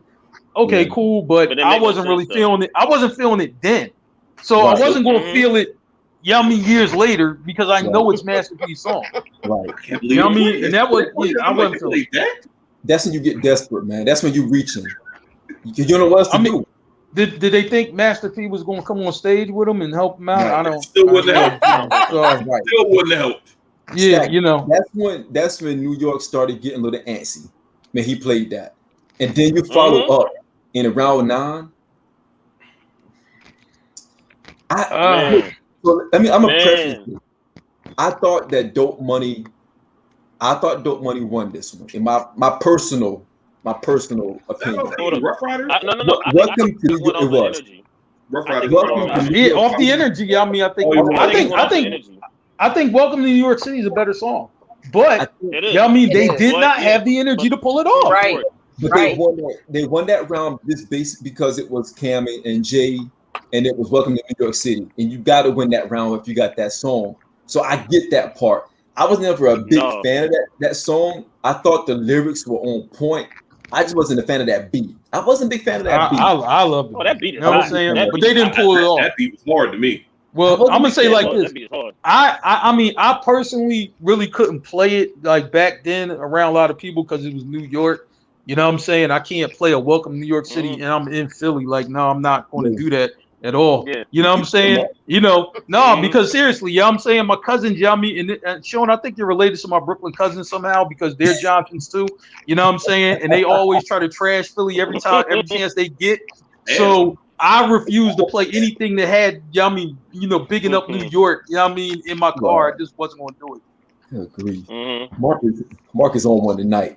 So then they come back. That shit with Kiss's speech about being outside and still living in the hood, and he don't live in Colorado, he don't live in Miami. Jada was outside. Yeah. Man. Then they flash to Fat Joe's face. Yeah, that hurt him. Yeah. That hurt him right there. I thought Fat Joe's face flashing to Fat Joe won them that battle, won them that round alone. You know what I mean? Because Fat Joe was like, oh my God. You know what I mean? Did they just pull that out? You know what I'm saying? And they did. You know what I mean? Put that back up again. You know what I mean? For what they played. Even though that was a response to Welcome to New York City, even though it wasn't in that round. They're like, oh, y'all can play that? Okay. Look at Joe, man. Look at Joe. Mellow. Mellow, man. Looking like an oil tycoon. And these are real, man. Like, that really happened. That was their real reaction. Yep. Yeah, I saw it. What do you do after that, man? You playing, and man, shout out to Ja Rule, man. You show Ja Rule. Anytime Ja Rule gets a win. But she right about. Hold on, I'm gonna cut you off, Sean. But Nick was right. It's Jada's speech before that song being played. Got it. All right, Yeah. can you Like can you put that history round back before up that. again? I just And want to see what they played. it plays on to your point. That's part of it. You Oh, gotta Certified the Gangsters. Oh my showmanship God. and the What? Oh, and the no, that narration didn't and age all well that's either. part of it. Wait a minute. Right. Now, one thing I'm gonna say. Listen, once again, I love the Certified Gangster song when it came out. They didn't. Jim Jones didn't have the energy to pull it off. You know what I mean? And it wasn't going to win anyway because I think New York is a better song. But he didn't have the energy to even make it close. I'm like, instead of losing by 4 or 6 points, you lost by 25 again. You know what I'm saying? That locked up was 10-7 the rounds. cherry on the 10-7 top. Because that rounds. Akon shit, that shit was hitting when it came out. Right. That shit was loud. But Stacks, And it's again, still what coming. do you do when you play New York, and Akon and Styles P? What do you do? Nothing. I'm like, man. And then the thing is, you're in a New York crowd, and Certified Gangsters is a West Coast record. Now, Right. Jim Jones secretly wants to be from LA. You know what I mean? Right. Like, seriously, he secretly wants to. I've always said that because he would, take his hair out and then, you know what I mean, be long like the West Coast Gangsters or whatever. You know what I'm saying? And then he's down south with Paul Wall sitting sideways. Come on, Jimmy. We done seen you all over the place. You know what I mean? Besides New York.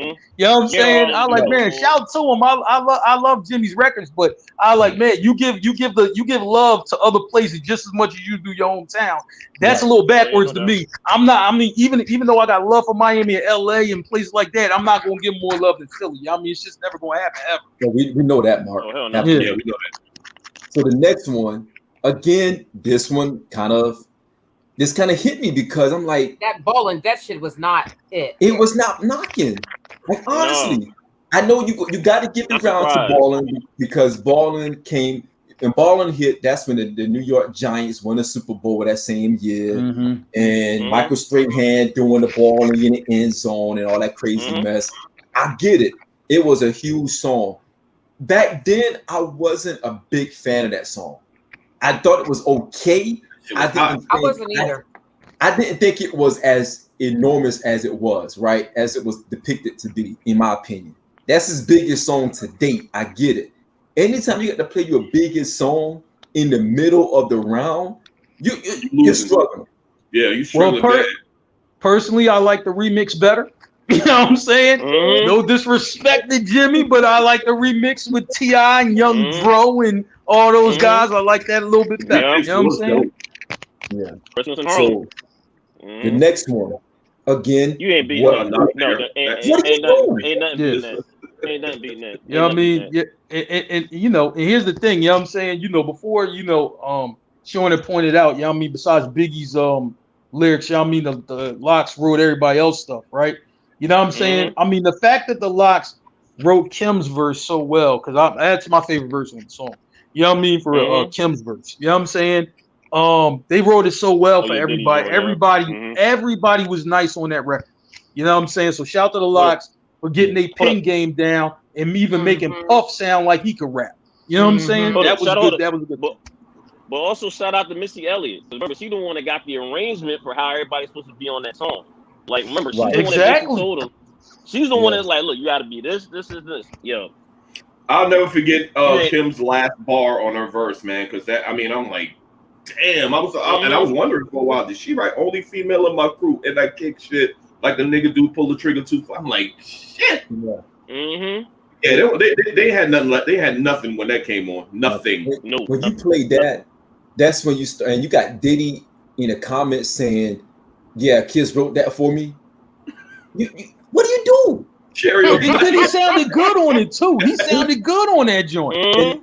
During that song, they got a snapshot of Cam going to kiss. He really did say that. Hey, Mark. He was probably whispering in his ears, "Yo, we get it. That's enough. That call up. You probably said call up the dogs, bro. Right? At that point, exactly. The dogs. Enough is enough. So even with that, we don't bow down, my dudes. Shoot, the other hard niggas, they come from Yonkers. And he said that, like, man. And this is Freaky Zeke, man. They say this is one of the best moments of Freaky Zeke. Yeah, what did he have on? He was really irking.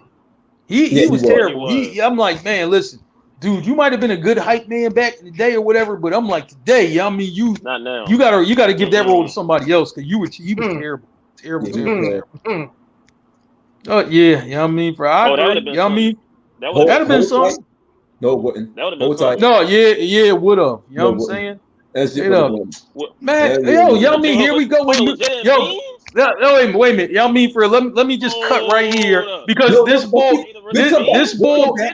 We'll come back. No, yeah, it's New York bias. It's New York bias. This is what he do. This is what he do. New York bias. Yo, this bull. Yo, hey, son. This the same bull. This the same bull who ain't even give y'all mean for y'all mean us a salute. Y'all mean won a Super Bowl, man. This the same bull, man. New York bias. New York bias. Cut it out, bull. Cut it out, bull. New York bias. We know what it is.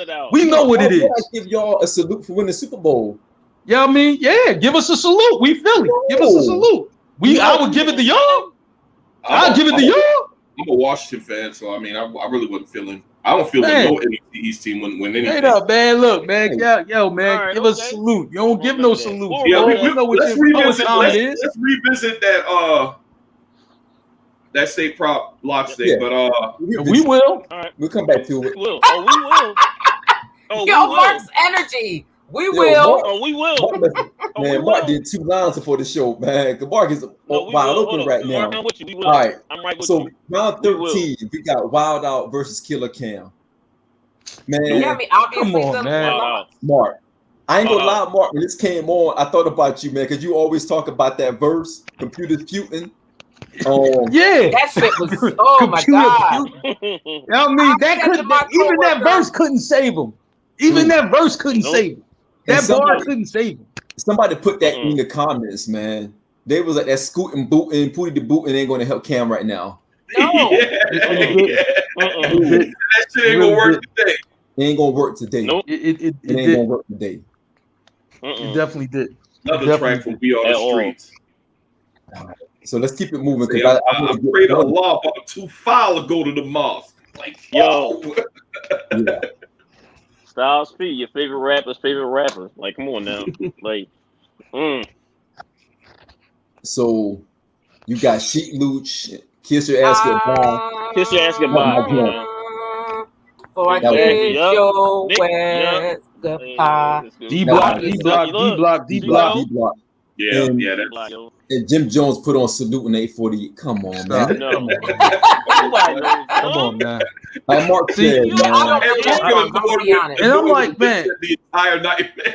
I'm gonna say like this, and Jim Jones, he has to be the most disappointing to me because I'm like, dude, y'all mean you ain't play Reppin' Time. You ain't play, you know what I'm saying? Y'all mean for man, y'all mean blow some smoke. You ain't play none of that. But you can't. I'm like, come on, man, stop. When you hit the battle, you can't think right. This was Jim. He got dude. This is Jim. He had one of the worst moments. Well, that wasn't his worst moment. You know what I mean? That wasn't the worst. That wasn't his worst moment. No, that's one of many. What did that say, Jimmy? You're a famous rapper. What? You don't need to what? Let me see that. Put that up again. Hold up. We're a leather head to toe. I think that's what it said. Yep. You don't need to shop at Jimmy Jazz anymore. Oh my God. Savage. That's savage. That is savage. But where's the lie? Yo, where the lie at though? So that article. So Pitchfork is another website, hip hop website. They did the best and worst moments. The Locks had no worst moments. Everything was pretty much worst moments for Dipset. You know what? You know what though? I mean, for Dipset stepping on stage like it was 2004 and it's 2021. Yeah, I mean, it kind of reminds me of that movie "I'm Gonna Get You, Sucker," with the boy stepped out of jail with the fish in his shoes. I'm like, dude, you know what I mean? For real, it's today. It's not 2004, dude. It's 2021. You know what I'm saying? Step it up. Yeah. And I think we also got to give the Locks credit because remember when they first came on stage, it was just the 3 of them. When the Dipset came on stage, it was like 20 of them, and the Locks kept that same energy. So take some. Hold that thought. Say something. Hold that thought. Mm-hmm. We're gonna get into that. I want us to get through this so we can get back at Mark real quick. I think they.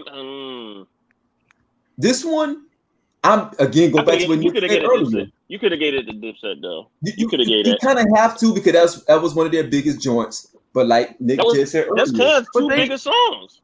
I don't But think I'm like, it aged listen, well. I don't think Old Boy aged well. But they had no energy, and then they were drinking even more, so they had no energy to pull it off. I'm like, man, you know, come on, man. That's like, yeah, I'm saying, listen, if you got your sports car with no engine, and I got my truck, yeah, I mean, it ain't that fast. You have no engine, I'm still going to win the race because you don't have an engine. You know what I'm saying? That's exactly what happened. They didn't have the energy to pull any of this off.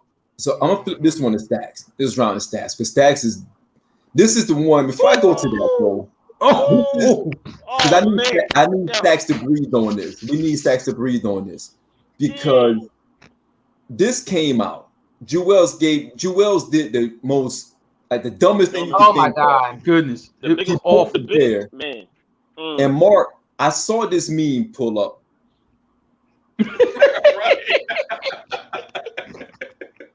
I'm like, yo. Oh my goodness. And Jada just rang off like a whole slew. Hold up.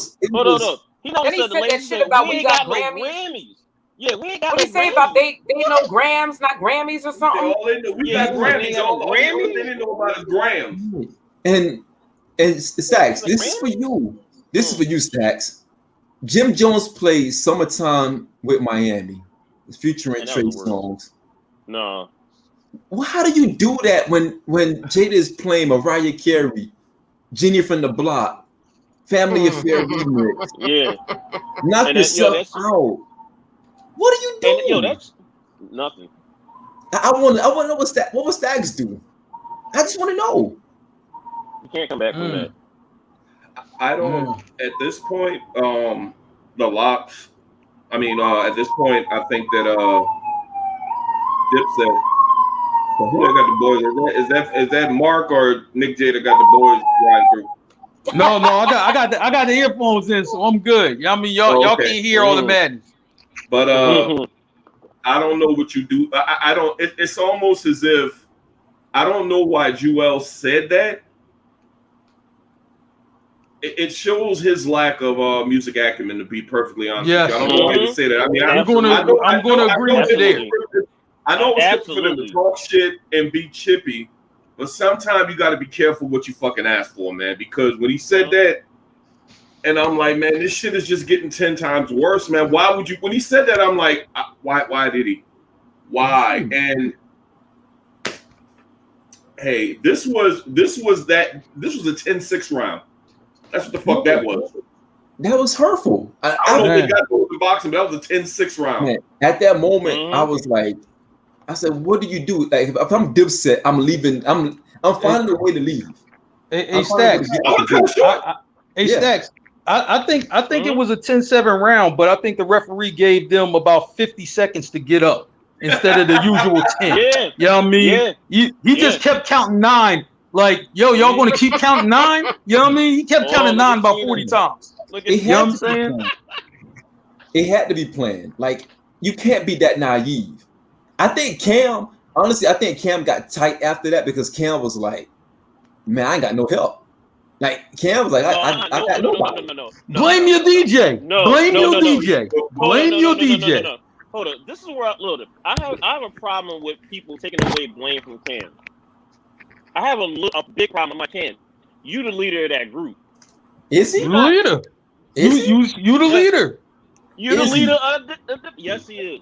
He's the one. Hey, just because he ain't want to run the group, right, don't mean he ain't the leader. He like Rika said, look, they didn't even left shit on the table, man. Sometimes you got bad leadership. Sometimes you got bad leadership. How about that? Exactly. Sometimes you got bad leadership. Man, look. And that's all I can. The next one. This is when I really got nervous. This when I got nervous because oh man. I was nervous when Jewel started rapping this because I knew he had to get off on his joint. And Jewel's got fake teeth in his mouth.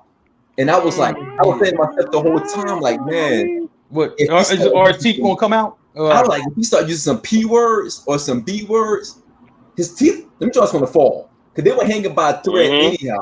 If he kept doing this, because he was like, when he was trying to rap, he kept doing this. I'm like, no joint's gonna fall out. If he use a P word aggressively or a B word aggressively, it's gonna come out. Yeah. Well, I got really nervous for him as a You got fan. nervous. I'm like, because now you're in a battle, and this is a song that you got to go off on. You know what I mean? You got to go off on Santana. You know what I mean? Because that song, your delivery is more important than that song. And I know his teeth would not allow him to give the delivery that we needed. So, Taysom, do we blame his teeth for that? Does that play a factor in this? No. Yeah. No. Well, that makes the loss even worse. Yeah, I mean, you know, the teeth. No. You can't hold the teeth in. You know what I'm saying? I think like, to me personally, look, Diplomats basically messed this whole thing up, yo. They look. How do you come back from what the complete ass whooping the Locks did to y'all? Listening that whole night, and then him doing Santana, even them two songs did not age well. No, them two songs did not age well. Freaky Zeke was No. Why was Freaky Zeke even out there, man? To be perfectly honest with you, man. Let's be honest. That's what. Remember, that's what Sheik told. They like Sheik was like, "Do you have a catalog? Are you doing something? What are you doing out here? What are you doing out here?" Right, man. Yo. I mean, that's when you know that you're taking some bad lumps on the head. When you got Kimbella, his wife out there in the front.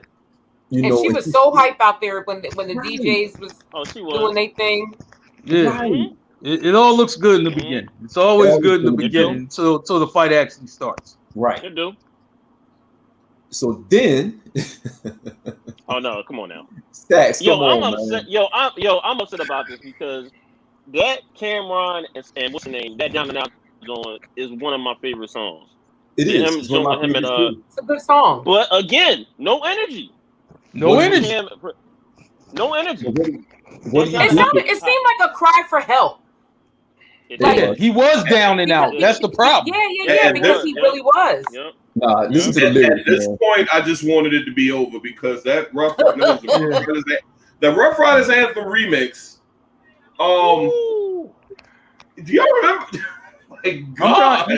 But you know what this remind you know what I'm about sliding off, getting my cock sucked.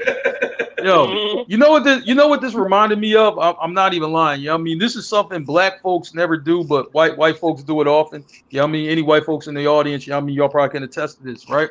You know what I'm saying? Well, when they're fighting, it's no gunplay, it's just actually a fight, right? So, you know what I mean, for Brad is whooping Chris ass, right? And then, you know what I mean, they're just like, listen, Chris, no. You know, his whole face is unrecognizable, but he's still trying to fight. He's still standing, both his eyes closed. Christopher, you had enough, buddy. You had enough. It's time to go home, okay? Like, that's exactly what this looked like. That's exactly what this looked like. The ass whooping, you know what I mean, was going from damn near start to finish. You know what I'm saying? And it's just like, it's time to go home. You know what I mean? Both your eyes are shut. You got cherry water ice all over your mouth. You know what I mean? For real, you got blueberry water ice in your eyes. You know what I mean? You got your damn nose running with snot and blood. I'm just like, listen, you just got beat senseless. It's time to go home. I'm not even gonna lie, man. At this point, I just wanted it to be over for Dipset. You felt sorry for him. You felt sorry for him. Wanted the shit to be over. That's how I felt at this point. Yeah, I was. Yeah, we were messaging back and forth all night. But they do have a legit legacy. But it was like, ew. It was why? But it showed you levels, though. It showed you levels to this whole better thing. Group, you know better movement. That's all. It really better showed group, you. Better movement. I don't think it's better movement, though, man. Because Rough Riders movement. I can't say that though, because the Locks was part of the Rough Riders. The Rough Riders movement. And the Rough Riders. Hold up. That's a big movement. No, I'm saying if it was Rough Riders against Diplomats, I would have said Rough Riders was better. I'm just talking about them as a group, like between the two group, like. The Locks are a better group, and it showed because they basically knew each other's songs too. That's another thing I think we don't really. They're still cool with each other. They still actually talk. You know what I mean? Like, yo, man, Cameron ain't talked to Jim Jones in 5 years. How do you expect them to perform? Y'all mean Joel Right. Santana was locked up for 3 years. He didn't talk to Cam in 6 years. How do you expect him to perform? Right. Cam Come was on. dissing them. Cam They don't said even that talk to each other. They say them dudes was there for a check, and for all of those who saying that And it it looked like team it was is there for a heavy check. on this, And guess It Jada, what? looked like it was there for a you check. really got to look at it like this. Even when, because Diplomats actually went to when it was leaning solo heavy. But you can't do that when fucking Jada and Styles be on the other side. Yeah. It's a No. lose-lose situation, man. Man. Yeah, man. What could you do? Like, I'm gonna go to my solo joints. Oh, really? That we gonna do? Mm-hmm. Right. Mm-hmm. Because then these type of things will happen to you, man. When you get that, this is what you get. You get these guys back-to-back posing. Yo, hold up, just like the video. Just like the Yo, video. Show me crazy. shit, Think man. about it, just like the video. It was just like the band from TV video. They went. Right. Remember, that's exactly how they were in the video. Exactly. What do? All you can do is take that lump, man. Just like this. You start. To me, that was the moment when they came out. I agree. That was the moment of the night. Wow. When they came out, you remember Sean? I said these dudes started out straight disrespectful, and they were. Make no mistake about it. That's the title of the song. But y'all saw them directing that shit toward Dipset. Toward them. Mm-hmm. And Tay-Son, I want to tackle something you said earlier about not being prepared and not having a game plan. They had a game plan. They just didn't land. This is part of their game plan. They didn't have a game plan. This is part of their game plan. Hold up. This is the best part of the night. No, hold up. This really is the best part of the night because what Jada Don't said give it back after the show. afterwards. Yeah. That's mad funny.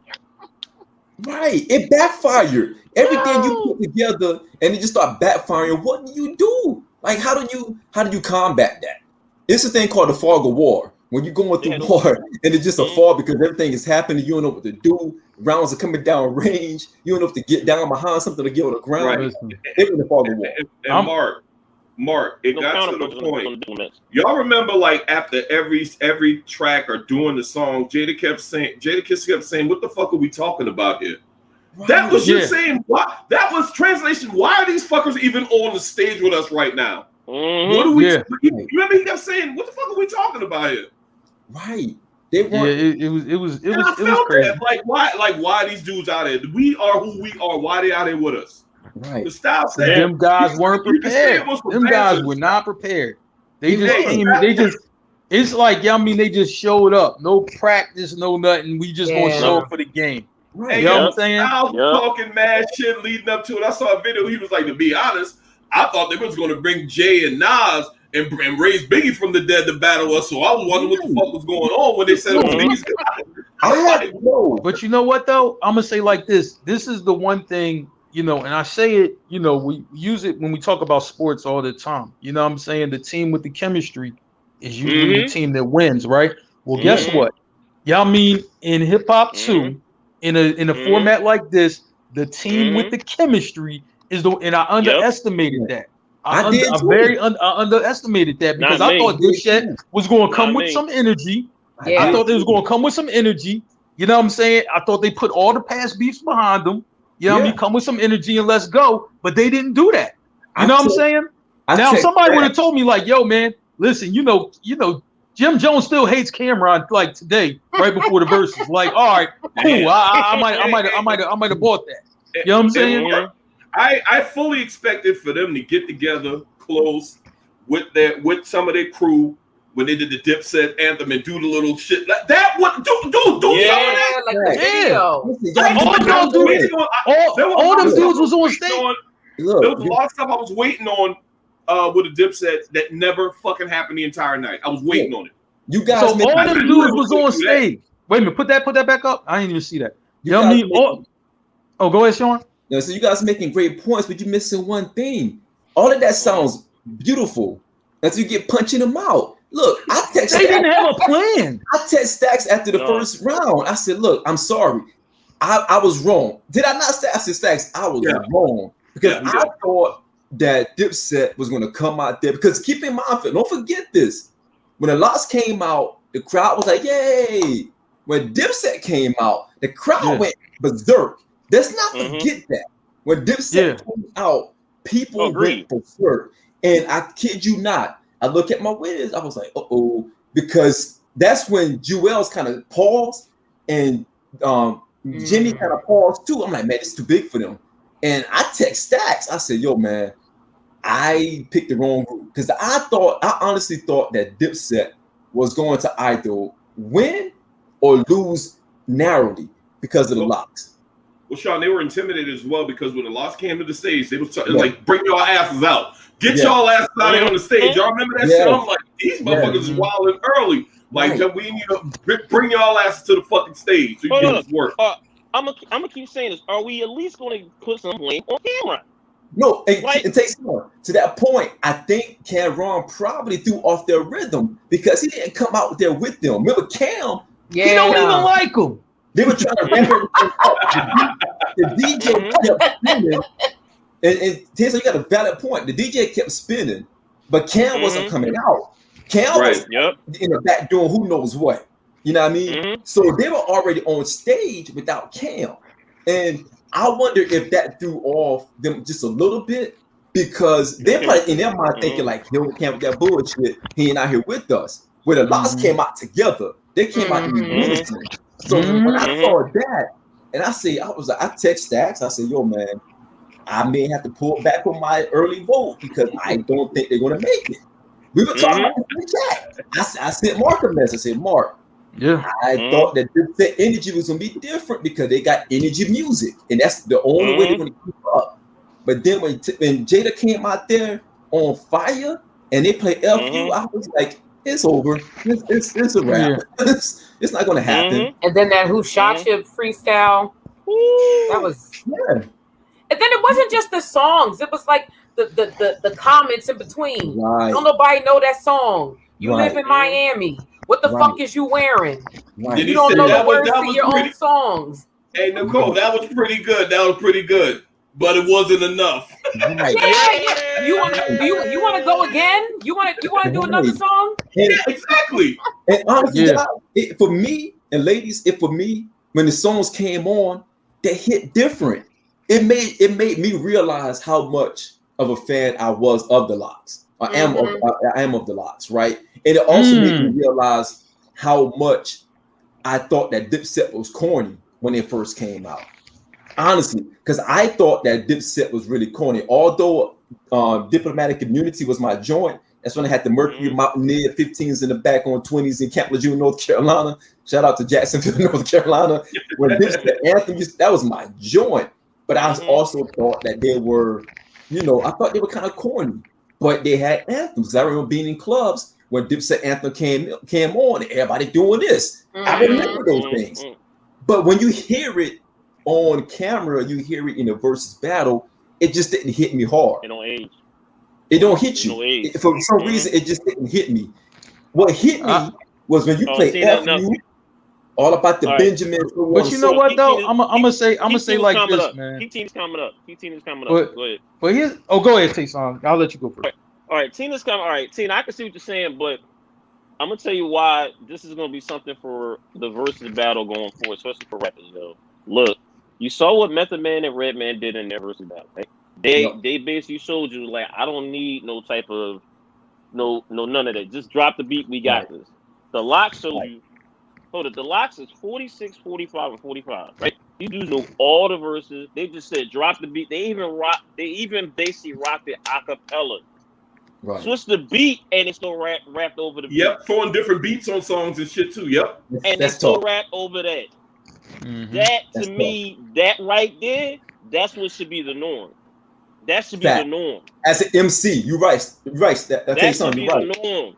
Yeah. You got so many of these niggas doing the hold up. As Jada said, y'all doing the cheat code. Y'all doing the cheat code right here. You cheating right now. Well, shoot, Jada was doing the cheat code, pulling them damn them freestyles off the mixtapes. Like shit. And there's a cheat code that I love, by the way. And it's a cheat code that I love, by the way. Because I hope more artists, when they get on these verses, start pulling from that. Because I'm gonna say like this, to be honest, some artists, the mixtape work is just as good as the albums. You know what I mean? And that's real. And Mark, that's real. That was proven in the battle. So if I'm capping, call me Captain America, because at the end of the day, when them joints start hitting, and I felt a different way. Like, whoa, this I remember this joint. I didn't know I didn't know they were going to do it. I didn't know they were going to do it. I'm like, yo, right. That was a shock value for me. I was like, they're playing some joints that I remember rocking to off of mixtapes. But yeah, do that. I'm like, yo, I thought they will play. I'm like, Jada's pulling from the Green Lantern shit. I'm like, oh my God. Right. I'm just like, I didn't know that was going to happen. Like, I was so hyped when it did. I couldn't believe it. You know, and then when I started thinking about it, I'm like, yo, other artists, please just don't pull up on your damn album. You know what I mean? For real. Pull from the mixtapes, use the features. Anything you want, use that shit. That's why I'm not getting I'm not getting Tina's comment. Like, he used mad features. I mean, like, I don't care. You know what I mean? I thought it was a verses where you just Hey, listen, put shit out there. The Fab one, he played Diddy's verse. Yeah, listen. Remember? Because he wrote it. I'm gonna say like this, right? Look, I look at verses like a street fight, man. Listen, you might use a fist, and I'm gonna use a brick. You know what I'm saying? Hey, I'm trying to win by any means necessary. Right. You know what I'm saying? That's the way we roll. Right. If you were in a Wu-Tang battle and you inspect the deck, do you not play Triumph? You have to. You have to. That's a feature, though, right? You got to play whatever you shined on. If you shine on a certain song, you're going to play that joint. So too bad Dipset couldn't do that. Too bad they couldn't lean on features because they probably got outshined on features. Honestly, they probably got outshined on features. I thought that Dipset was going to play a better set. That was my mistake for thinking they were going to play a better set. Well, and you know what? I blame. Well, it's not only no energy, right? But I'm like, the guy in your group that has the best records, y'all played the least amount of his records, and that would be Jim Jones. Jim Jones has better records than Cameron. He's better records than Santana, and y'all only use about 2 of his joints. You know what I mean? Which was a mistake. You know what I'm saying? And I'm not saying they would have won. I'm just saying that it might have made it a little closer. You know what I mean? Maybe instead of having a 15-0 run to end the whole shit, you know what I mean? It might have been a little closer. It would have been closer. It would have been closer. Because even Jada pulled back a little bit. Jada could have played some Biggie joints that were that would be dominating. Even when he was about to play the DJ put on that Nas track, and Jada was like, Tina put in her comment, like Jada was like, no, that's a cheat code. That's a Nas track.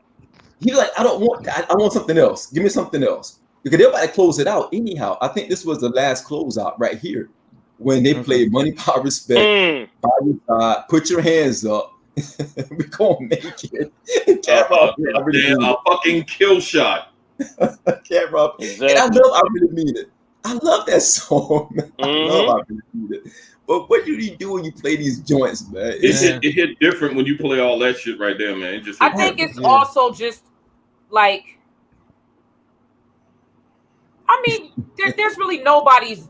If you ask people, like, you know, name off some supreme lyricists and everything, Styles P, you know, and Kiss is going to be on that list somewhere. Right. And then, so like, you listening to like a different level of lyricism, you know what I mean, with that energy over like some classic fucking beats, like Gotcha and whatnot. And then it's like this, like, I'm not like, so that's what I was thinking about. Like, when I was watching, I was like, yo, is like this Dipset shit really corny? Or is it just that the Lock shit is just so good that it's like making, you know what I mean? Well, it seemed like the Locks, they knew, you know, exactly what they were going to use and what to use, right? And the Dipset, I'm like, listen, I'm trying to tell you, I look at the Dipset playlist, to be honest with you, out of 20-something songs, I probably only have 5 of them on my personal playlist. You know what I mean? If I was to do 20 Dipset, I only have 5 that they chose. So they already messing up right there. You know what I'm saying? If you were Team Dipset, be mad at them, because I mean they I'm trying to tell you, whoever you know what I mean for is a fan of Dipset. If you're telling me you are a fan of what they played, like their set, and you couldn't make up a better set, I gotta challenge your rap damn credentials. I gotta do something. You know what I mean? I got to do something. You know what I mean? Because that set wasn't that great. That was a bad set. And Mark, that was my problem. Hell yeah. Yeah, facts, Elmore. That was my problem, because to your point, we were talking about this weeks ago, Mark, we were talking about the songs that Dipset could play. Because Stacks and I were going back and forth. I said, Stacks, Dipset got some joints that's Mhm. really banging. And you know what? I'm talking about that. Hey, you know what's crazy? Especially when they have a rap battle, and me and Sean would do when it's a rap versus. Me and Sean do this. As soon as it is announced, right? We were like, "Yo, this is what they got. This is what I'll play. This is what I will play, right?" And it's almost like we're putting the playlist together right as we hear the announcement. Mhm. You know what I'm saying? Of what, like, yo, because and Sean's giving me stories like, "Yo, man, when I was in the Mountaineer, yo, this the joint I had on." You know what I'm saying? Look, when I was in Philly, this is what I had on. Blah blah blah blah blah blah blah, or whatever, right? So we're running down the songs in the times, in the stories of what was happening when we were playing these records. You know what I'm saying? So I'm just like, yo, like, what the hell? You know what I mean? Well, Tina, you do that all the time. You know what I mean? Even if I'm not even saying anything to you, you know what I mean? You come at my neck. That's a whole different show. You know what I'm saying? But no, but seriously though, like, I mean, yo, when the verses gets announced, it's almost what we do. Like, you know what I'm saying? Like, yo, if they play this, they do that, and then they didn't do any of that. And I'm just like, that's disappointing. That's disappointing. That would disappoint to me because, again, you would think that they were going to be able to construct a better playlist. Yeah. You got a lot to pull from. You could have pulled from that Jewel's first album, Jimmy's catalog. You could have pulled some stuff from Cam, and you could have leaned heavy on Diplomatic Community. Maybe 4 or 5 joints from that alone. You could have pulled from that double album. I never thought they had a chance, and I liked Dipset. I just never ever. I'm like, man, I never thought they had a chance at all. How do you have a set of 20 in your Dipset and I don't get built this city? How does that happen? Right. Come on. But were you expecting a massacre, Stacks? Because I had the locks too, but I wasn't expecting a fucking blowout. I don't think no one did. Yeah, but I mean, I just think that the element of Styles P and Styles P and Jadakiss, and of course Sheek Louch, he's kind of like the third wheel or whatever. I think that Styles P and Jadakiss nobody in the Dipset camp comes close to them lyrically. And here's the add on the showmanship and the shit talking on top of that, and that created the fucking massacre. Yeah, and Styles P ain't even play all his shit. I'm like, and I always keep telling people, Styles P, he's my favorite one in the locks. You know what I mean? For not so much he's the best lyrically, but I think his music speaks more to me than any of the others. You know what I mean? For about himself. I'm black. You know what I'm saying? I'm just like, but Styles P has some joints. I'm like, he could have used his verse from BMF, motherfucker. Like, god damn, you know what I'm saying? And BMF, I played that all fucking summer, you know what I mean, for when that came out. If you was getting in my car, you already knew what was on. You know what I'm saying? And she could have played anything out of After Taxes. So I knew the Locks had what they had. I just thought that they were going to lean a lot. I'll be honest, I was thinking more about the Locks' first, second, and third album. Honestly, I was thinking about really good take by your brother. Yeah, you're right. Right, same here, Mo. That was my early pick.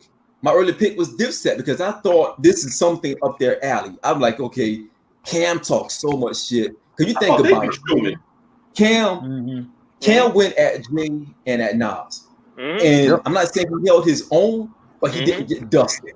Let's keep it on. And he didn't back down. You know what I'm saying? No. And he went at 50. And even at 50. Now 50 was at his height. So Cam never backed down from anything. And he's very charismatic. He knows the sport of hip hop, and he knows how to be a showman. I think that I don't know if he was not into it like that. I don't know if Jewels were ready for that. Although they have about 2 or 3 weeks to plan, I don't think as a unit they were prepared for it. Because I have a question. Did y'all see the meme? I don't know. I think Murray might have posted it.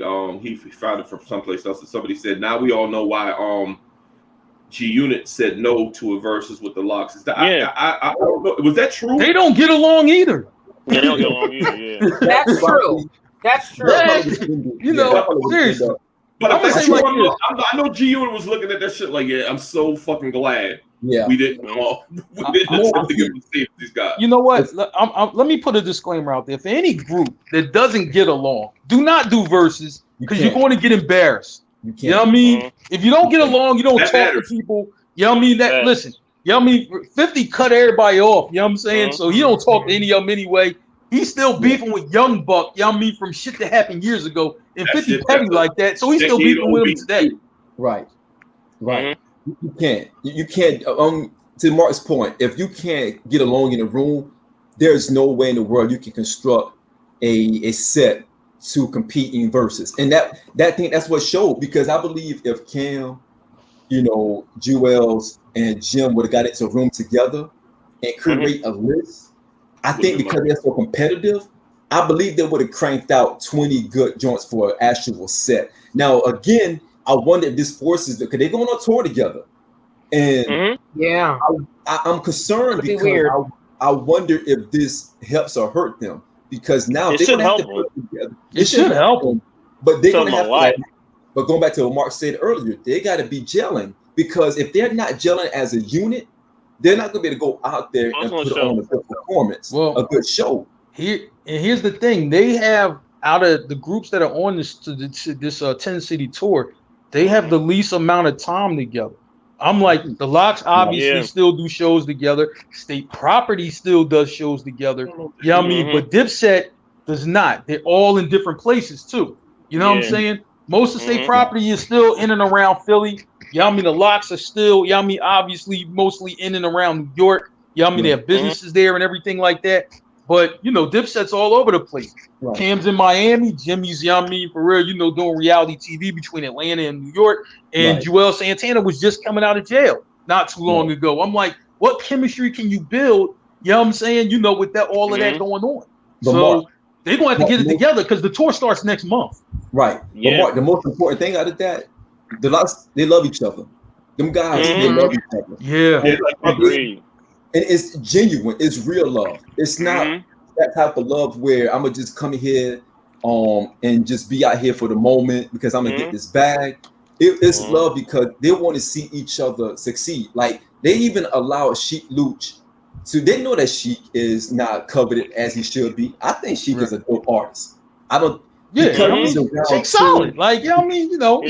He's not that he's good, but he's not bad. He's not bad. He's not bad. No. He's sandwiched in between two of some of the best lyrics in the And that's hard. That's hard to be with. That's hard to be with. It's hard to beat. But they gave him an opportunity to have his own moment in the verse. Absolutely. And to me, that just showing that's like understanding the room, understanding where you are. And one of the things they put on here, they said one of the worst things. This is what you got to say. Just like you said, Mark. Yep. They're out of sync because I don't think they're really championing each other, man. We did shows about coded circles and things of that nature, and we talk about friends who are really not friends. They're friends on the surface. That's what this is about. It shows you how much the passion that the Locks have for each other.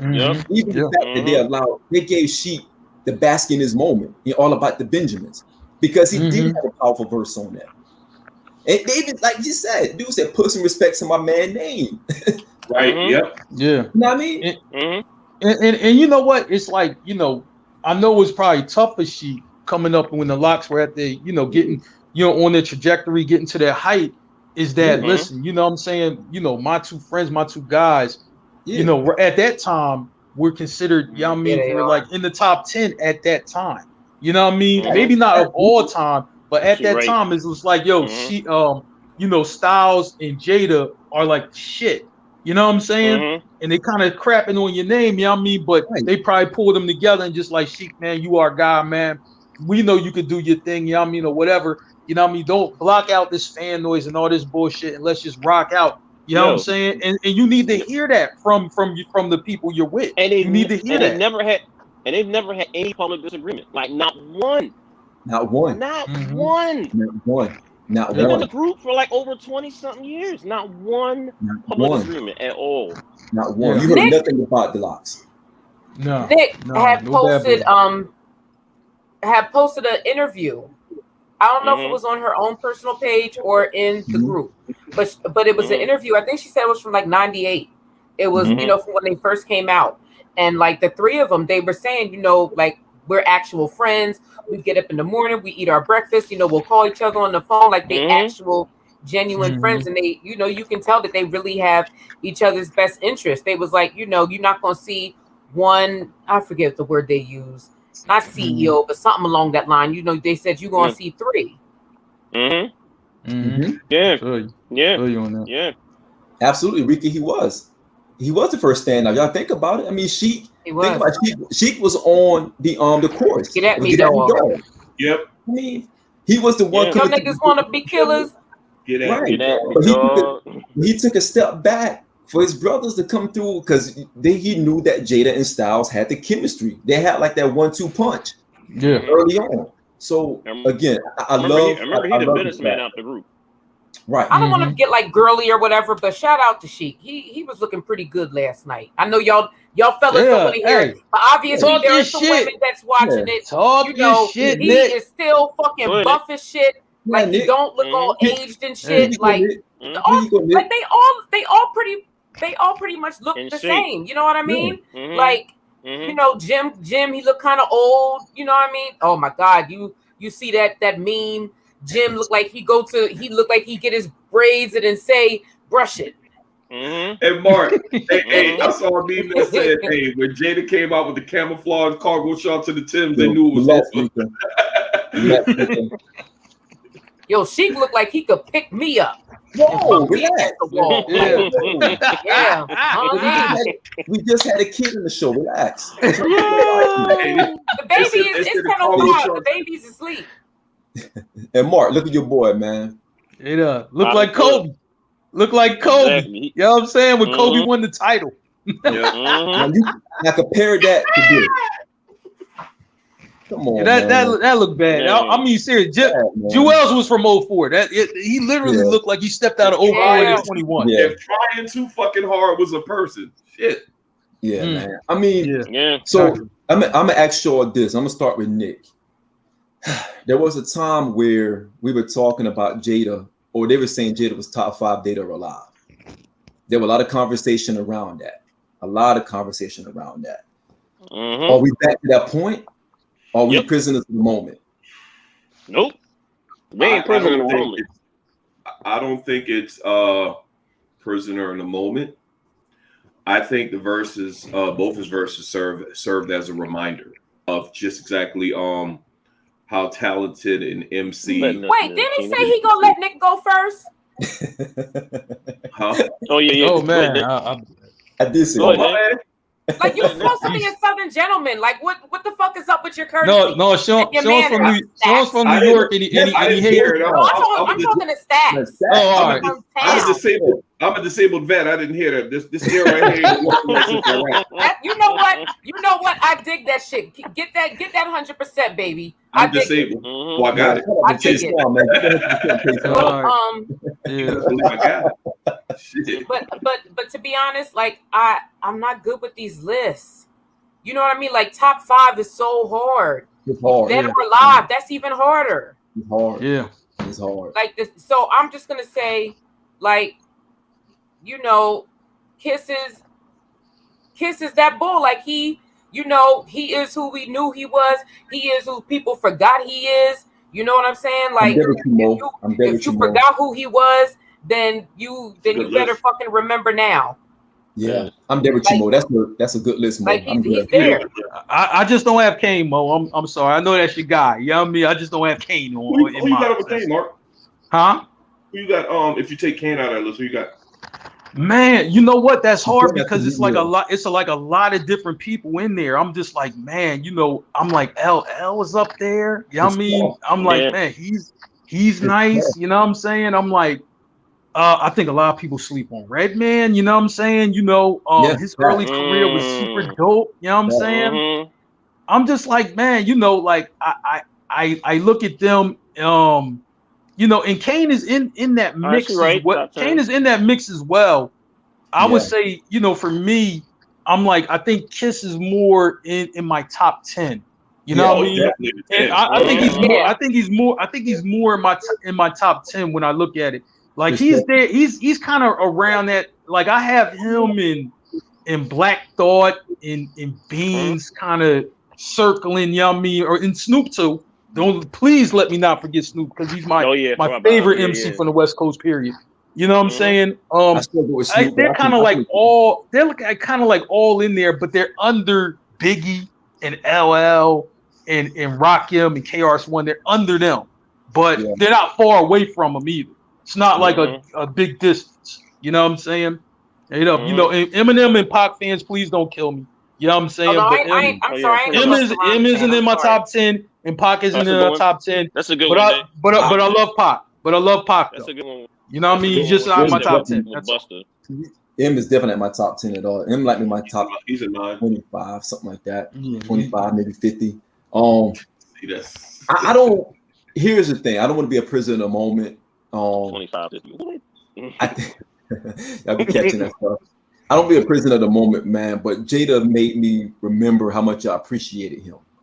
I sent Mark text today on one of my plaques when my nickname was Jada.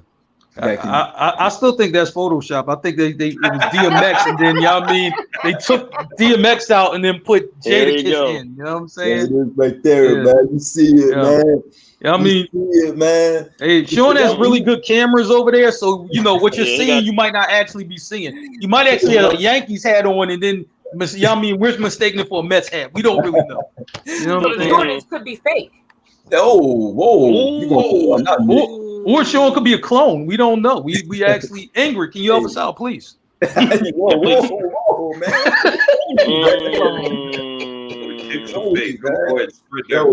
You guys are crazy. Shout out to Yorktown though. Yo, come on, man! Like it's not even Yorktown. It's just York. York. The home of the peppermint patty. Salute to York, Pennsylvania, man. They got no rappers or R&B singers that come from there, but salute to them anyhow. But let me tell you something, okay? Bruce Arians graduated from my alma mater, okay? Who was that? You know who the fuck Bruce Arians is? Oh, that's the guy who coached the Cardinals. You know what I mean? That's the guy who coached the Cardinals. Is he off the culture? This is the culture show. Is he off the culture?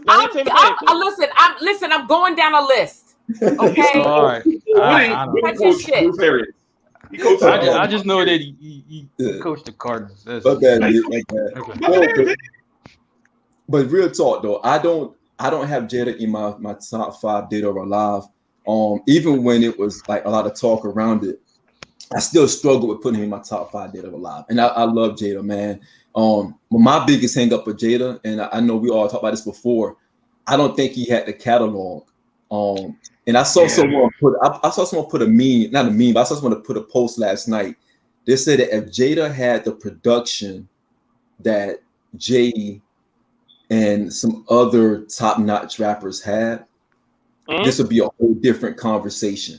I disagree with that because I think Jada had good production, you know what I'm saying, throughout his career. The thing is, though, I'm just like, you know what I mean? The song, like he made some good songs, right?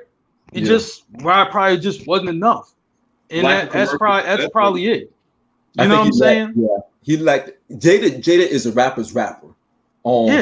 He's a spitter. He's a spitter. You love Jada more. Is this fair to say you love Jada more for his freestyles than his actual songs that he put together? Absolutely. I mean, and the thing is, I'm gonna say like this, right? One thing, you know, and I was talking to my brother about this, you know what I'm saying, is, you know, when a rapper can freestyle, right? Like often you put on a beat and they just go in, right? I'm just like, man, it's a great skill to have. Ooh. It's a skill that you know, it's kind of like a skill that you kind of marvel at, right? It's like a quarterback, you know what I mean, that could throw the ball length of a football field. You know what I mean? For you know, or like an amazing dunker like Vince Carter. You know what I mean? You kind of marvel at that. So the guys who really can freestyle, you know what I'm saying, who really can do it, right? Yeah, I mean, you kind of marvel at that because, like, yo, this ball really just came up in the studio. They just put on a beat and the ball went in.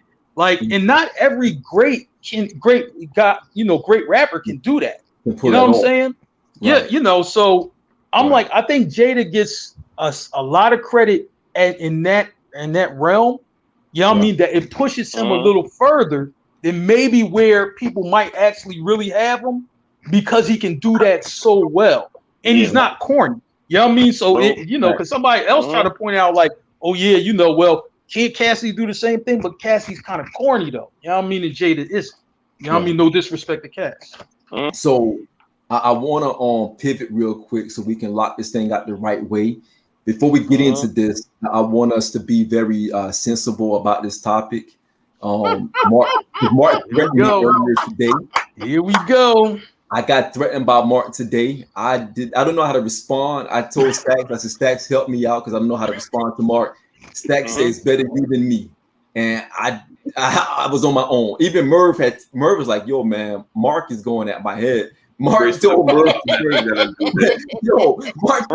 today in our chat. Mark was like, yo, man, if you weren't aligned with Stacks, we wouldn't even think you went for Georgetown because you always on New York nuts.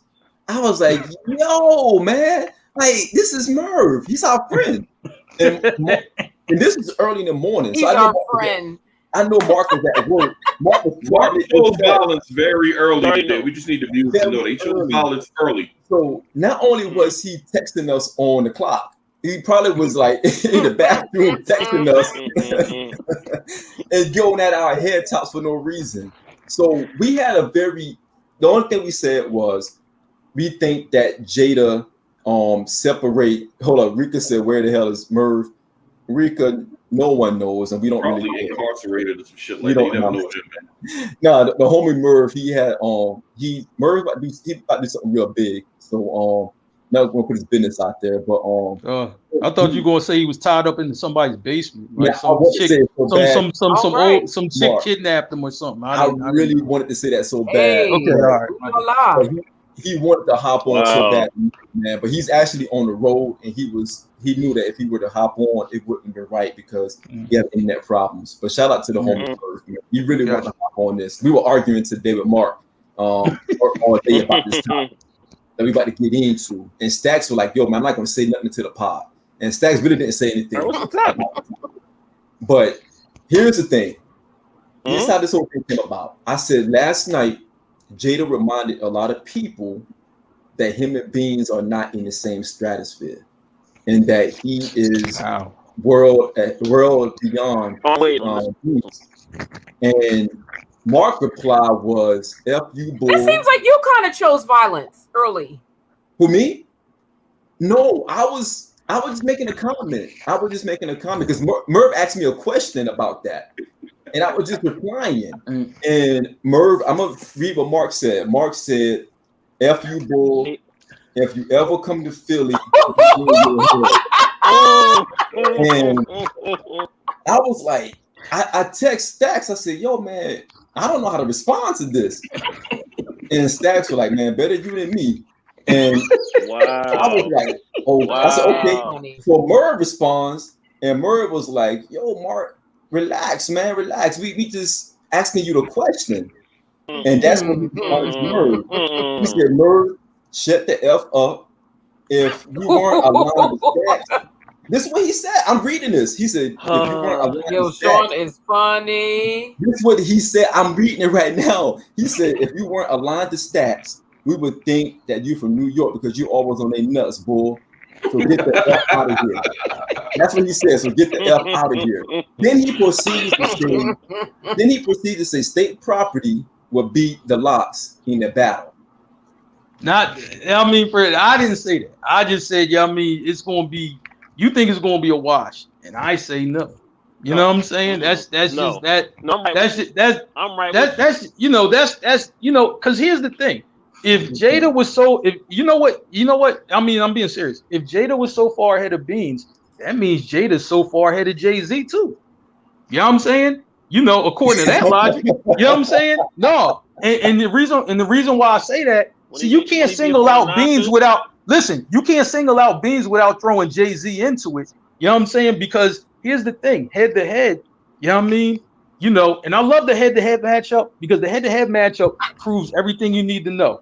Lyrically, you can hear two guys on it. And Jay and Beans, Jay and Beans have went back and forth, and sometimes Jay won, but sometimes Beans won.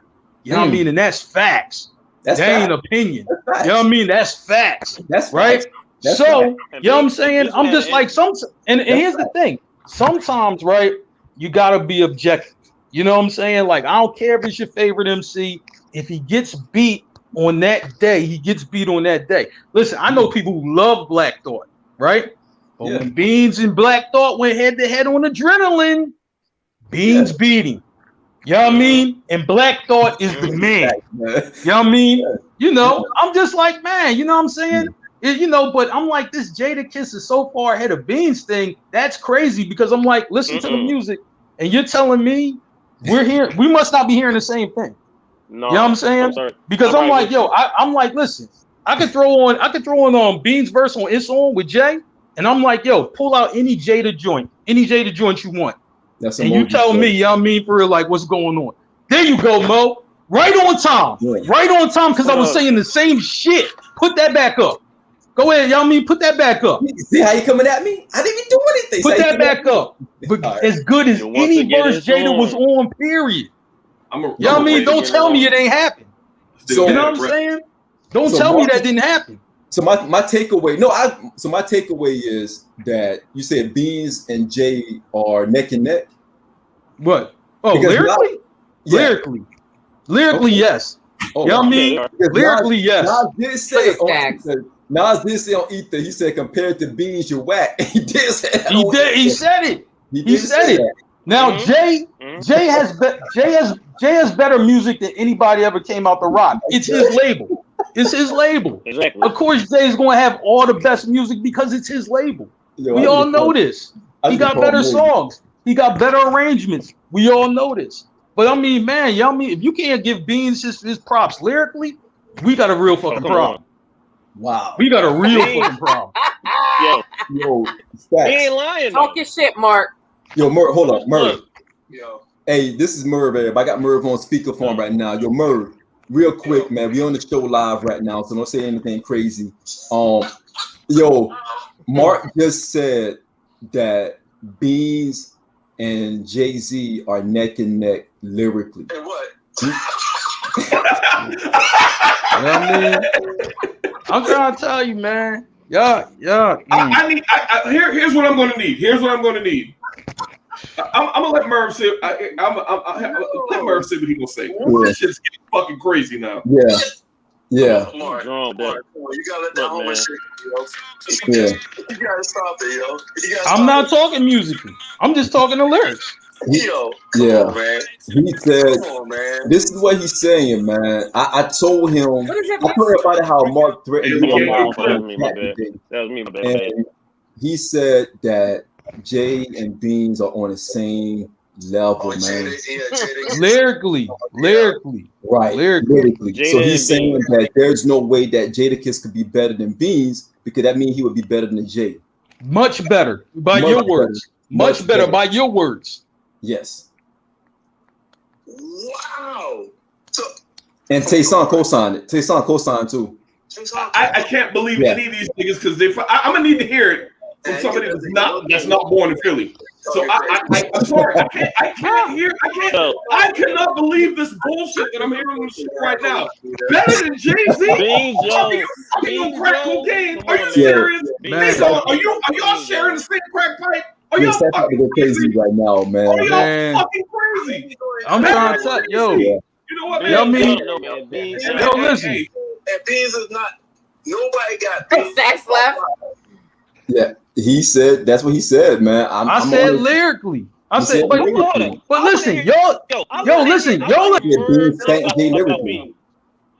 is Merv's position on Beanie Siegel? He's probably got about 2 songs where he might have outshined Jay-Z.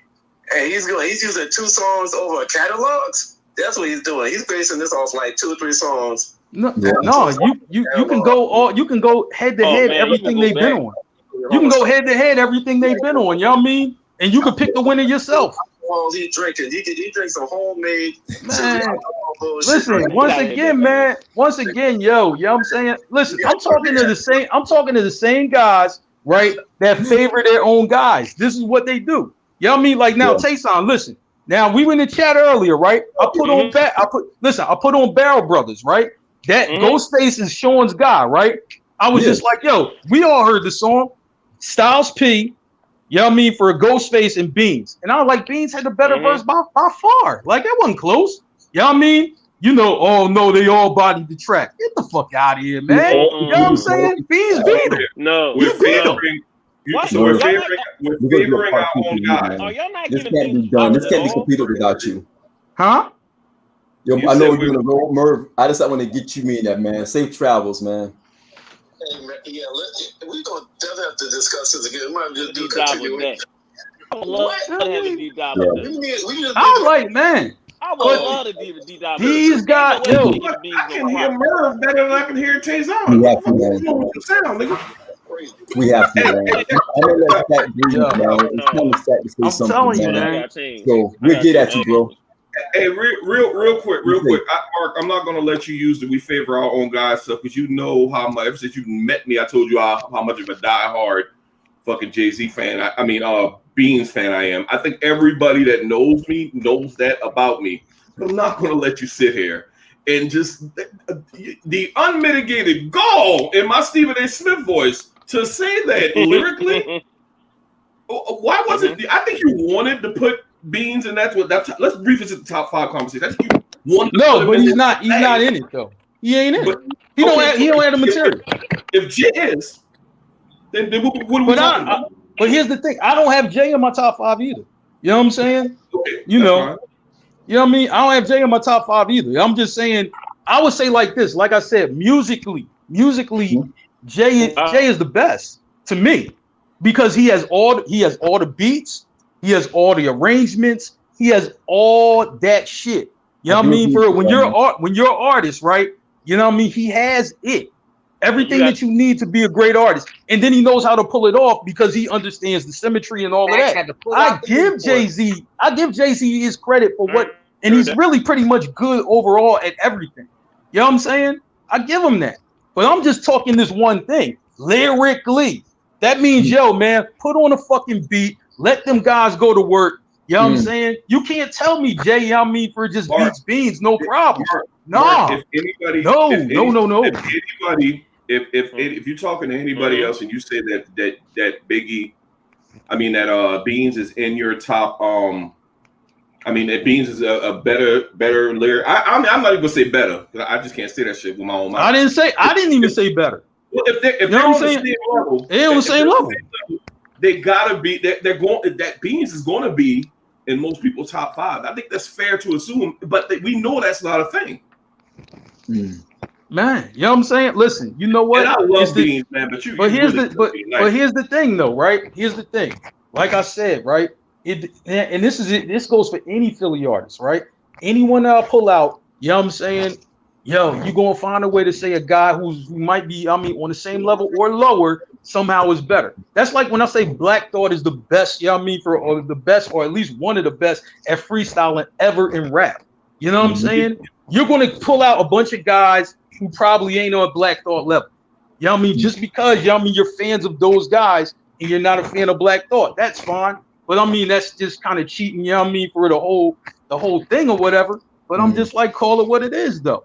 I just like, man, listen. Generally speaking, people don't give Philly rappers credit. They like, never give it. It's they never absolutely give ridiculous that Black Thought is not consistently brought up in, like, you know, certain conversations. It's weird. Y'all remember I trashed Merv List when he had the other night for not having Black Thought. How the fuck do you? No. That's why I said generally speaking. All I'm it saying wasn't directed to y'all. That's why I said generally speaking. But here's my thing, and this is all I'm saying, right? You know what I mean? When we say lyrically, right? Put on a beat and let them go. And I'm like, man, this is on songs, this is on videos, right? So this shit already happened before. It's not like, I mean, I'm making it up because you can see it. I can post all this shit anytime I want, and so can y'all. You know what I'm saying? You're telling me, you know what I mean, somehow I don't hear, you know what I mean, for a Beans, I don't hear Black Thought just killing these motherfuckers, you know what I mean? Like, somehow y'all don't hear this shit. Like, come on, man. That's crazy. Hold on. And do we forget about the Hot 97? Like, basically, we really gonna forget about Hot 97. This in New York. No, that was in New York.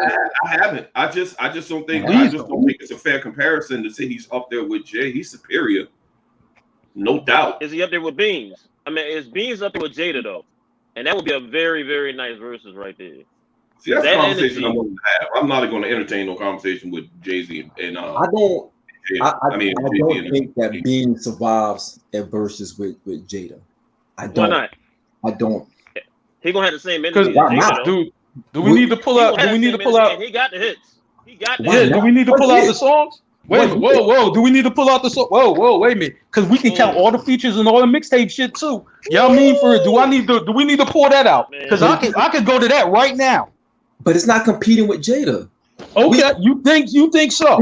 You think y'all mean for it? Beans, y'all mean don't do his verse on what we do. We not doing nothing. You think if Beans don't do his verse on Change the Game, we not doing nothing. We think if Beans don't do his verse on Money Cash Hoes, we not doing nothing. Come on, I could run down 20 of these pretty easy.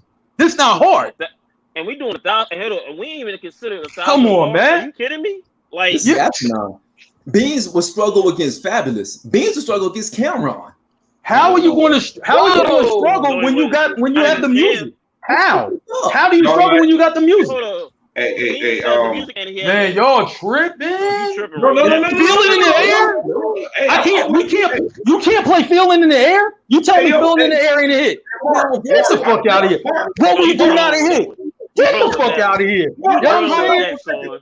I actually agree with Mac, you. bitch. That's not a hit. Just not with Jay. Now, Sean, I disagree. You said that Jadakiss would like kill Beans. Rock the mic. Disagree. Come on, man. This ain't hard. What to talk about? This not hard. Listen, They got to do it again. They got to do it again. He got the mixtape Public Enemy #1? What was the mixtape? I'm gonna try and tell you. Listen, man. Look, when you compare artists, right?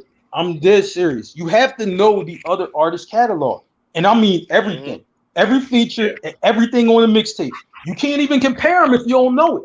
Then when people tell me, like, listen, this is an argument that I had about another artist, right? Y'all mean, oh man, I don't know if Biggie can be on my top 5, and I'm like, oh, because you only listened to his first two albums. You didn't listen to all the 200 songs he had in the mixtapes. You ain't listening to that. Yeah. So you're telling me, based off Ready to Die, Life After Death, that's what you're making your assessment on. Get the fuck out of here. That's not how you make your assessment. The whole body of work is what you make your assessment on. The whole body of work is what you make your assessment on. Did y'all think that Beans beat Jada? That's what I'm hearing. He did. He did. No, he didn't. Come on, he did. We could play them records now. That ain't about nothing. We could play them records now. You know what I mean? We could play them records right now. Here's what we do though. I think we would need somebody that's non-biased both ways. Because I disagree with Sean saying it would be a blowout because I just don't think that's the case. I didn't say blowout. No, you said he would get washed. Yes, you did. I didn't say he You said by Cam even. I said you said even by Cam. I said by Cam. I said state property. Yo, wait a minute. Hold up. You said state property was washed, and you telling me, I'm saying state property got 2 albums plus all the mixtapes, the PD Crack mixtapes, which were legendary, by the way. Now, state property ain't beating the locks. You get out of control now. You thinking state property going to do anything to the locks? Oh, so hold on. We're not taking freeway. So we can, but are we not? Wait a minute. So wait a minute. Hold up. You know what I'm saying? So you're telling me, I mean, state property because it's state property in the locks, right? You know what I'm saying? We're using all Bean shit. We're using all freeway shit. We're using the state property shit. We're using all the mixtape shit, which like is a gazillion mixtapes of them motherfuckers. You know what I mean? We use all that material, you know what I mean? And they somehow gonna get washed. You out your mind. You out your mind with that. You know what I'm saying? I'm like, man, that's New York bias. That's New York bias right there. That's New York bias. Nick, Nick, honestly, that's New York bias. Let's ask Nick. Nick, do you think? Why? Because I'm from York. You from Pennsylvania? New York bias. Wow. Do you think that state property beats the locks? No, you said y'all mean they were washing. You know what I'm saying? Don't change it up. Nick, you are. But you said they were washing. I need to hear the wash part. Nick, okay, Nick. First, because first you said where the cloth at? Wash beans. That's what you said. I'm being facetious when I say that. Why? That's what you said. Why? You said you said the locks will wash their property. They will. Wash. They will. They won't. They won't. No. If y'all You tell all them songs y'all mean that they got, how they gonna wash them? How you gonna do that? Hey, Mark, here's what I'm gonna say, just so we can keep it calm and sensible. I think I'm non-biased. I'm not from New York. I'm not from Philly. I think that the locks have too much for state prop first and foremost. Way too much. Way too much. Way too much. Is that fair? I don't think so. I'm just like, no. Listen. The reason why I say I don't think so, right? Because I'm like, yo, you can use all of the features. That's a lot of fucking features. You can use every mixtape thing. Everything they did on Estate Property was running mixtapes for a minute. So you can use all of that. You can use all the Beans records, all the Freeways records. You know what I'm saying? You can use State Property. I'm like, man, more of everything you're talking about. You can use all of that. Oh no, and then you got to think. No, but what I'm saying is, then you got to think. Mixtapes, all of the lock shit, man. Come on, man. I'm using your argument against you, man, because while that may be true, they have a lot, but the locks have been around much longer than State Property, man. So everything you're saying, the locks have more of all of those things that you're saying. The imprint is bigger than State Property's imprint. I'm sorry. I'm sorry. I'm like, yo, but you got to use 20. You got to use 20. That's all. That's what it is. Hold up. So I'm gonna use what you just used, basically prior. Before this versus, you probably thought that the Dipset was going to literally wash the lot, right? I think that's what a lot of people thought. No, I didn't say washed. So don't put words in my mind. I didn't say washed. I say don't be surprised if Dipset edges them out. Oh, that was my exact wait a minute. Word. I said, wait a minute. My exact word was, don't be surprised if Dipset edges out the locks. Wait a minute. Here's another thing. Here's another thing, though, right? Y'all mean for something else. Y'all mean for that we're discounting, I guess. I don't know how.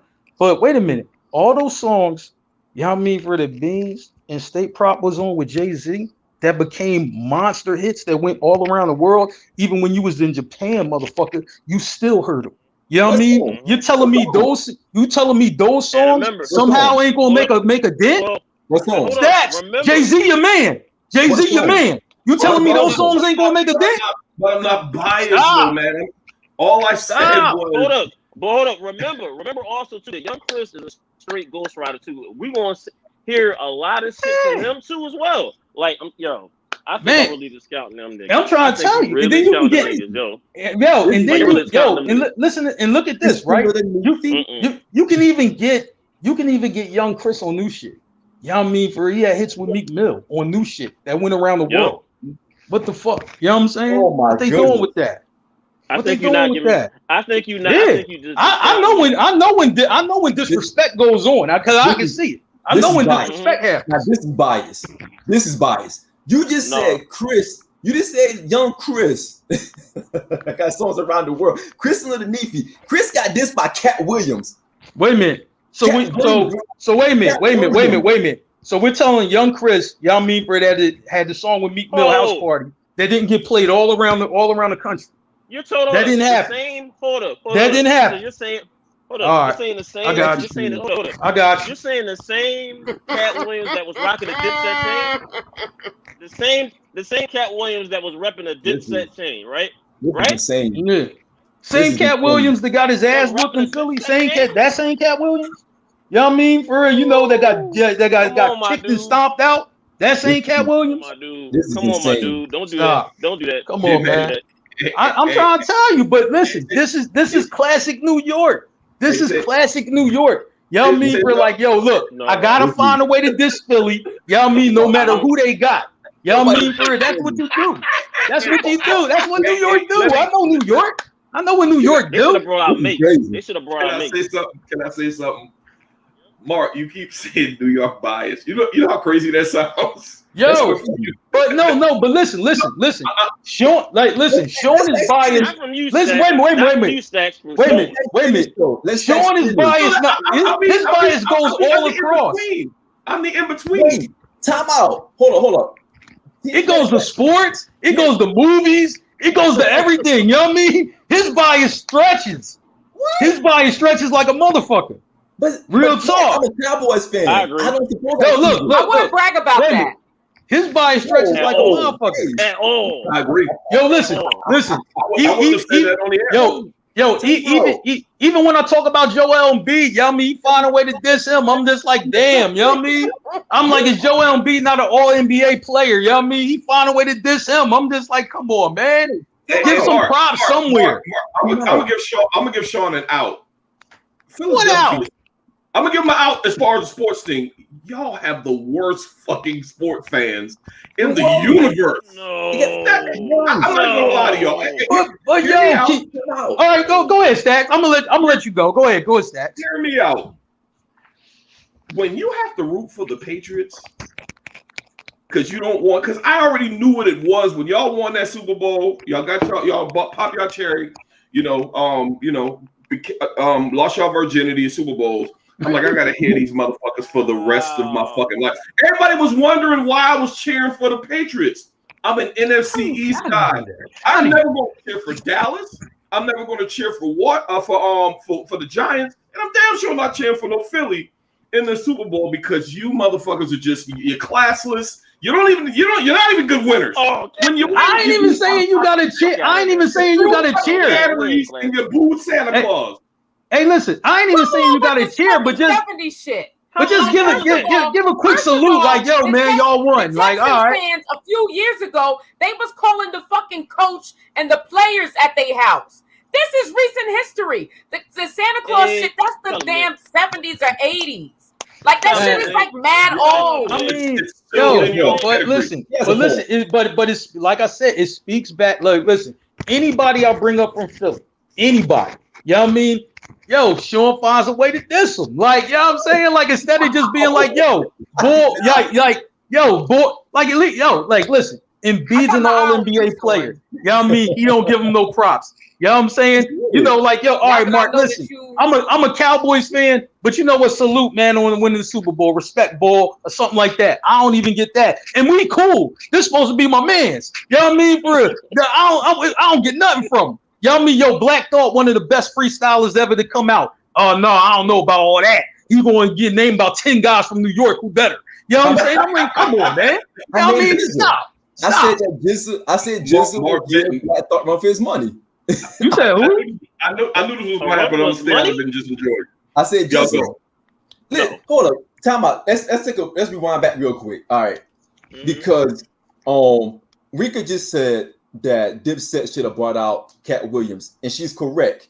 Because Cat Williams, I don't know. Why should he have brought out Cat Williams? I mean, I have to understand this. Mark, why not? They already losing. Why not? Bring out somebody. Shit, they could have bring out facts. Tina, you a Cowboys fan too? Yes. And Tina also made a valid point. And kind of going back, Tina made a valid point. Jewels did make a song with Chris Brown. Chris Brown is one. Was it good? Was it any good? I don't know what song it is. Run It. What song was it? Run It. Oh, Run It. Oh, back in the day. All right, gotcha. You could have played that. So I do. On the flow. If it is. Oh, I don't know why. That's like his first song, right? Yeah, that was like his first song. That was a minute ago. Yeah, they could have played that. Well, I don't know if that would have worked in Madison Square Garden. It would have. Okay, all right. I'll just ask. But let me. First of all, let me just say this: Philly. I love Philly. All right. I just want to throw that out there first and foremost. Actually, we don't really even need your love right now. Like I kind of feel away. See? Oh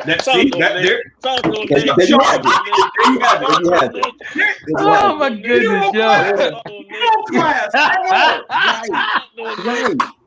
Yeah. Oh, that was cool. You know what, Sean? I didn't congratulate. Wait a minute. Let me hear what Sean got to say. Hold up. I told Mark this earlier. I said, look, man, my father, Philly born, my grandfather was up there. The rest of my grandfather. So there is some lineage there in Philly, right? My Wiz, her family, they're from Philly, Delaware, all of that up there, right? I think Dorchester, all of that, right? So there's definitely love and connective tissue there, right? So And I say this because I do have to come to Philly in a couple of weeks. And I'm gonna be, breaking. Hey, Tayson, I'm gonna be waiting on him. I'm be waiting on him too.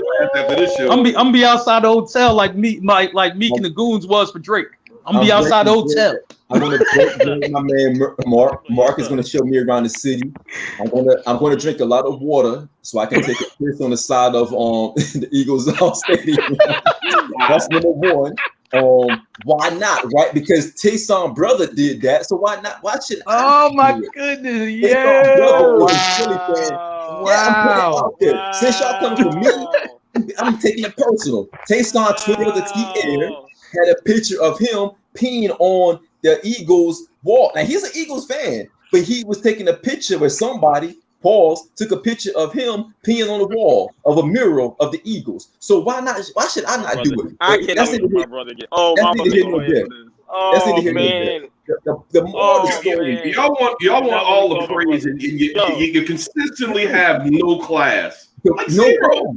Man, I'm just saying, just show some love when we do something good. I'll show y'all love. You know that's not true of me, though, Stacks. Like, I'm a very reasonable fan. Like, all jokes aside, I'm a very reasonable fan. Like, cut your shit.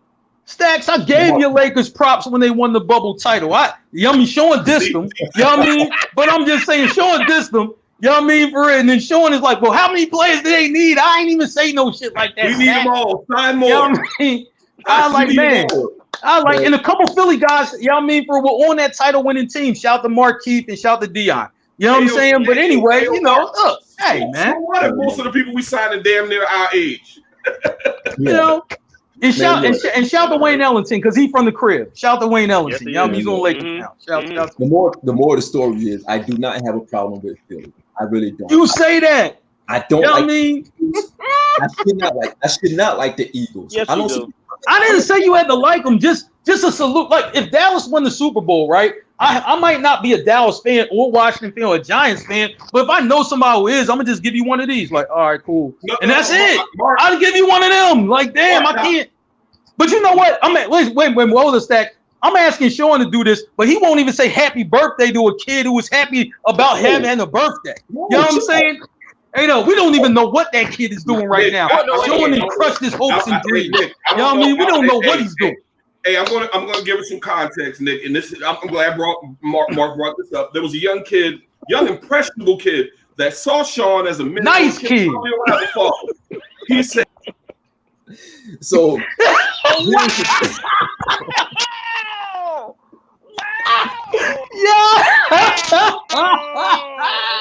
Yeah, you cold-blooded. Oh, that boy cold. What happened with the kid? What happened with the kid who we found out later, he doesn't have a father in the home, and he's kind of drawn to Sean. He sees him around the gym, seeing him doing mad shit. And the kid walks up. He don't know what to say, Sean. He's nervous. He's about to meet his hero. So he said, "Hey man, my birthday's coming up." And Sean was like, "Fuck out of here, dickhead. I'm not birthday. I'm not your pops." So now this kid is probably out robbing people and all kind of shit now, man. I was like, "Fuck out of here, dickhead." I was like, "He's not from Philly." Why? He sounded like y'all would sound. He said, "Fuck out of here, dickhead." That's what he said to the kid.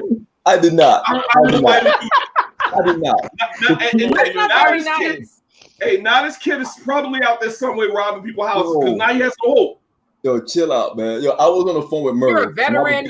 You're like, I was at the gym. Look, it was back day. I was at the gym. It was back day. I was doing lat pulls, and I was on the phone with Merv. The kid came up to me like, "Hey, Sean, today is my birthday." I was like, "Who are you?" And I really didn't know the kid. That's not nice. That's not nice. I got my headphones on. I'm vibing out, talking to Merv. We talking about strategy and everything. I'm doing lat pulls, and the kid coming out of the blue, like, "Yo, today's my birthday, Sean." I'm like, "Who are you? What you want me to say?" You know the big one. Who are you? New York is known for being ruthless, though. I don't know this kid, so I'm like, I'm like, he think he playing games with me or whatever. I'm like, "Yo, you see me over here working out, right? You know what I mean?" So that's neither here nor there. I went back and see the kid the following day, and I said, "Look, man, happy birthday." The following day? Yeah, because I wasn't going to do it that same day because I had to You're probably gonna rob like 4 people by then. I had to process everything, but that doesn't make me a bad person. That makes me an internal processor.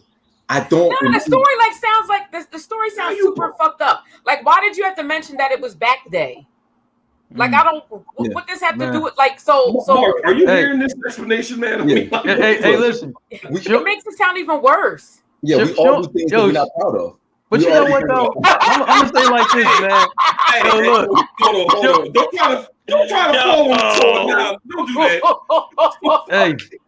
Hey, Sean sounds like one of these rappers who be like, "Leave me alone." Like, no wonder. Yeah, I mean, Sean might tell you his top 5 list, but for real, you know, LL's at the top of his list because how he did Cannabis. LL vaulted from number 5 to number 1, you know what I mean, because how he did Cannabis. It had really nothing to do with really his overall career. It's just how he treated this one other rapper.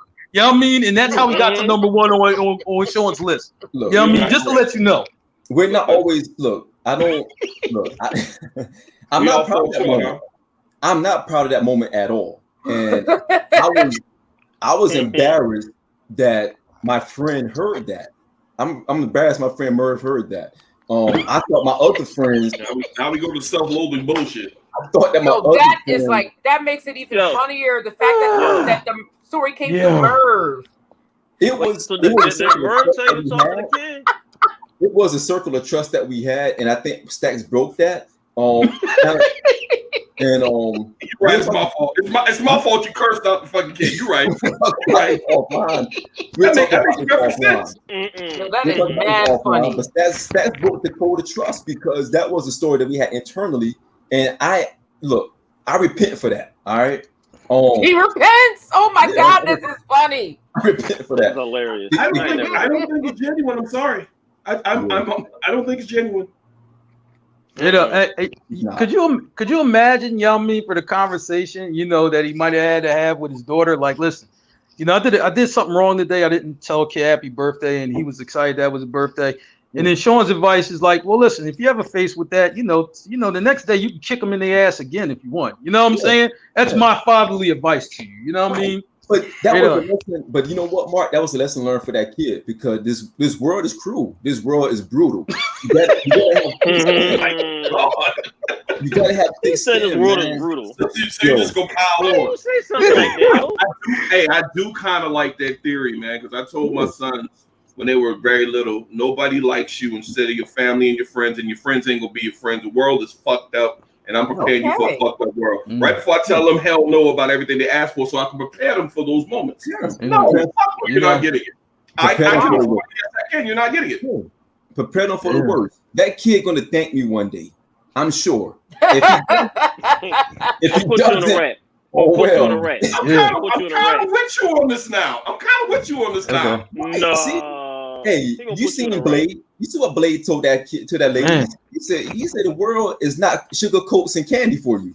There's real vampires out there. Blade told them that in part 1. All I'm telling this kid is, look, there's some bloodsuckers out there. Don't be nice to everybody because everybody will be nice to you. You know what I mean? So I hope you learn from that. I learned something. This shit sounds really good, man. I'm sorry, it does. At the end of the day, I learned something from it. I learned something about myself from it. All right. Now the bullshit is coming back.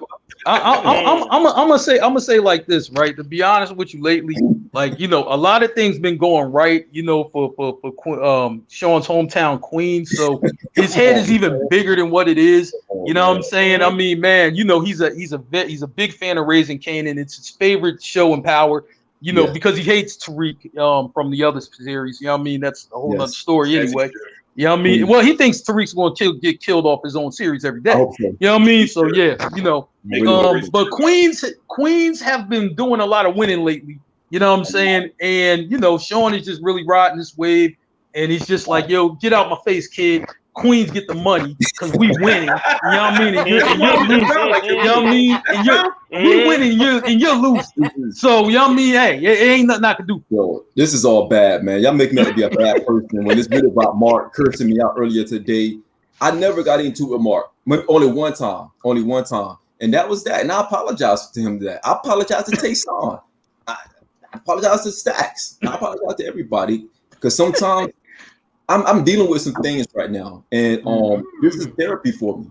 And I don't want to talk about it, but I don't want to go into that dark space. I'm working through it, and I'm a work in progress. Am I perfect? No, but who's perfect? Right? What is going on? Let me stop, man. Yo, good show tonight, everybody, man. Good show tonight. We had a really rocking out show, man. Yeah, that was energy. We had more energy than Dipset. I know that. And Wifey said, "Did you apologize?" Your wifey said, "Did you apologize?" Fair question. Apologize to who? Apologize to who? The kid that's probably in jail now because you curbed him. Yeah, and I apologize to him. No, but did you apologize? No, you didn't. It sounds like you said, "Listen, kid, life sucks. Suck it up. Be a man."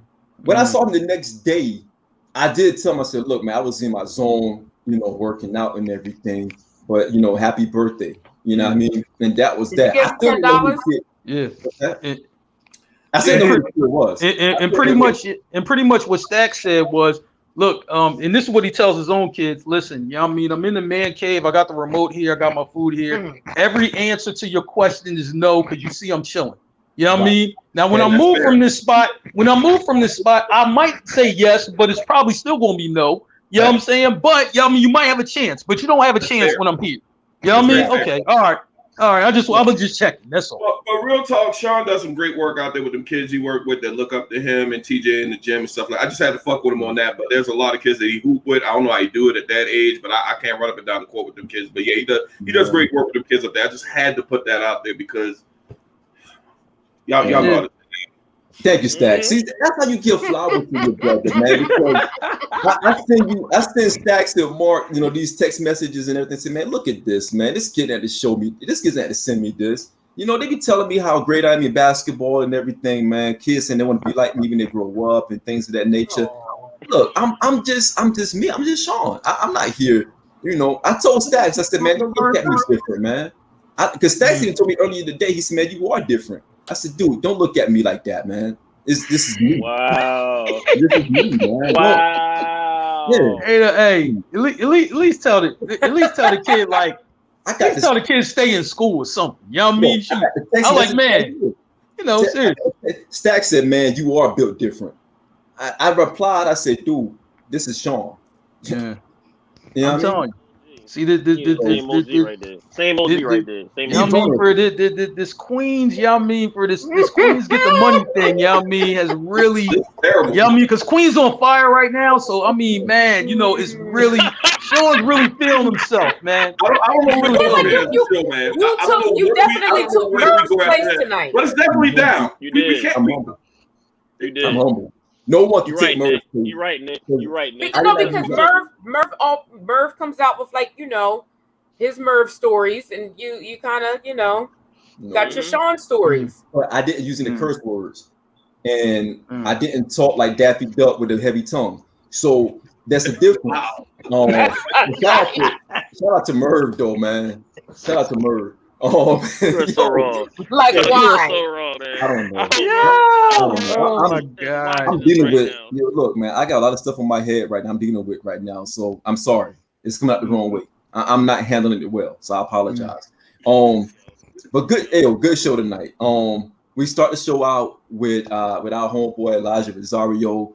Shout out to Elijah, man. Shout out to this brother. Got some good music coming out. Tayson, thank you for dropping. Thank you for dropping that link on Cute Tayson. Tayson Street Team General, man, be coming through. So thank you, Tayson, for doing that. No problem.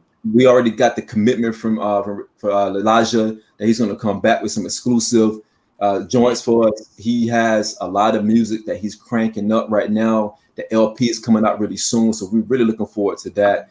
Shout out to the homie Troy, man, from Blast Music Group. Troy has been a really good collaborator since inception. Since him and I started talking, he started connecting with you guys. I think Troy and I talk like every day now. Troy sent me a random message, said, man, what you thinking over there, man? What you cooking up?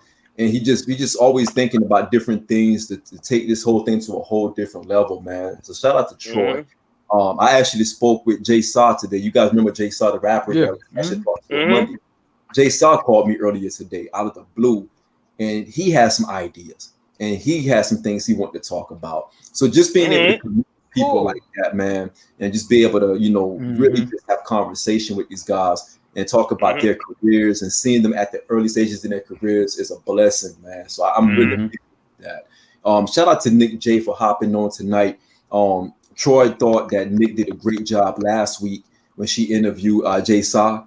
And Nick takes the time to really process and digest the music. Troy sent a lot of music by these guys, and Nick took the opportunity to really go in the Blast Music group and start looking at the bios of these guys and really did her homework in such a short time, such a short notice, and was able to come through and really ask some really good questions and really give good feedback. And so Nick, I appreciate you for that, because that's something you didn't have to do. I know Troy, specifically asked for you to do that interview with Elijah, just because of the way you handled yourself with Jay Saw, and the way you was able to really just come back with some really good information with regards to those guys and showing that you care about their music, you care about them as artists, and that means a lot to those artists. And that means a lot to Blast Music Group, and it definitely means a lot to us. So definitely salute you, man. No doubt. Kicking with us tonight. Shout out to Tayson. Short notice, I told Tayson was posting all day long about the battle and everything. So I'm like, Tayson, man, you wanna hop on tonight? And he was like, I'm already there. So Tayson was already ready to get in with the smoke, man, and just really chop it up with us. So again, man, shout out to Tayson for being able to come in the lineup tonight and do his thing. Tayson gave us 15 points and 5 rebounds, man. That's all we needed tonight from the kids. So appreciate that, homie. Shout out to Mark, man. Shout out to Mark for coming through tonight. I'm glad that he was on one tonight. This was as amped as I've seen Mark in a very long time. Actually, probably the first time. So I enjoyed it. I loved it. It was fun. It was fun, man. Stacks texted me. I think Mark took 2 shotguns to the nose, man. And those who don't know what 2 shotguns to the nose mean, that's like sniffing coke. He said, man, Mark took 2 shotguns to the nose with him on the show because he's really messed up. Look at Stack's face. And you know what though? I'm not even mad at that because Mark said on a previous episode that I was smoking K2. So I never forgot about that. Mark is a wild dude, man. Mark is a wild dude. But Mark brought the energy tonight.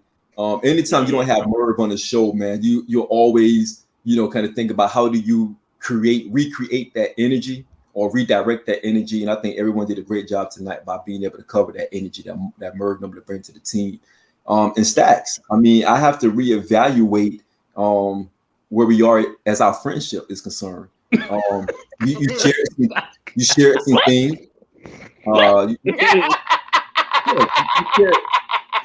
a personal situation, man. You shared a personal situation.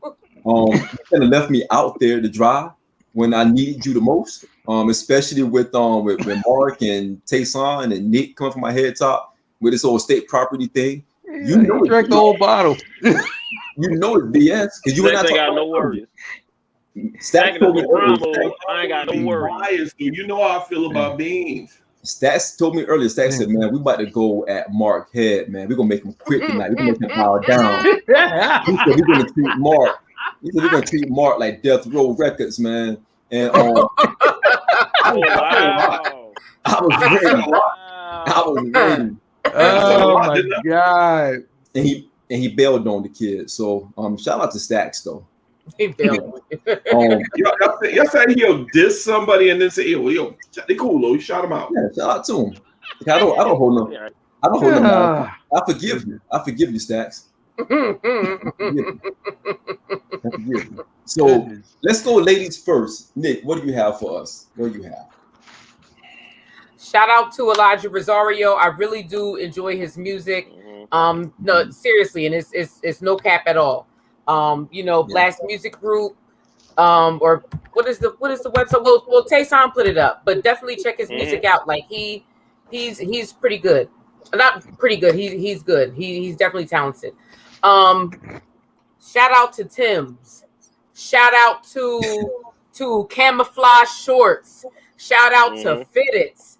Shout out to the Hood. Oh my goodness. Shout out to that sexy fucking time period in America when niggas was, oh my God, wearing shorts and Timbs in the summertime. That shit is like, you know how like niggas like seeing chicks in stilettos? That's how I feel when I see a man in Timbs. Oh my God, here goes my cat. All right, cat, don't beat me up. That cat. Not shout out to my cat because he was fucking me up earlier. I got a scratch on my elbow like he was fucking me up for like no reason. You can't like, trust like, well, cats gonna cats. So I mean, yeah. Hey, like Sean, are you thinking about Pet Cemetery or? Yeah.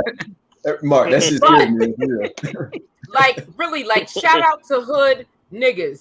I love them. I love them, love them, love them. Can't get enough of them. I'm looking for one right now, actually, as we speak.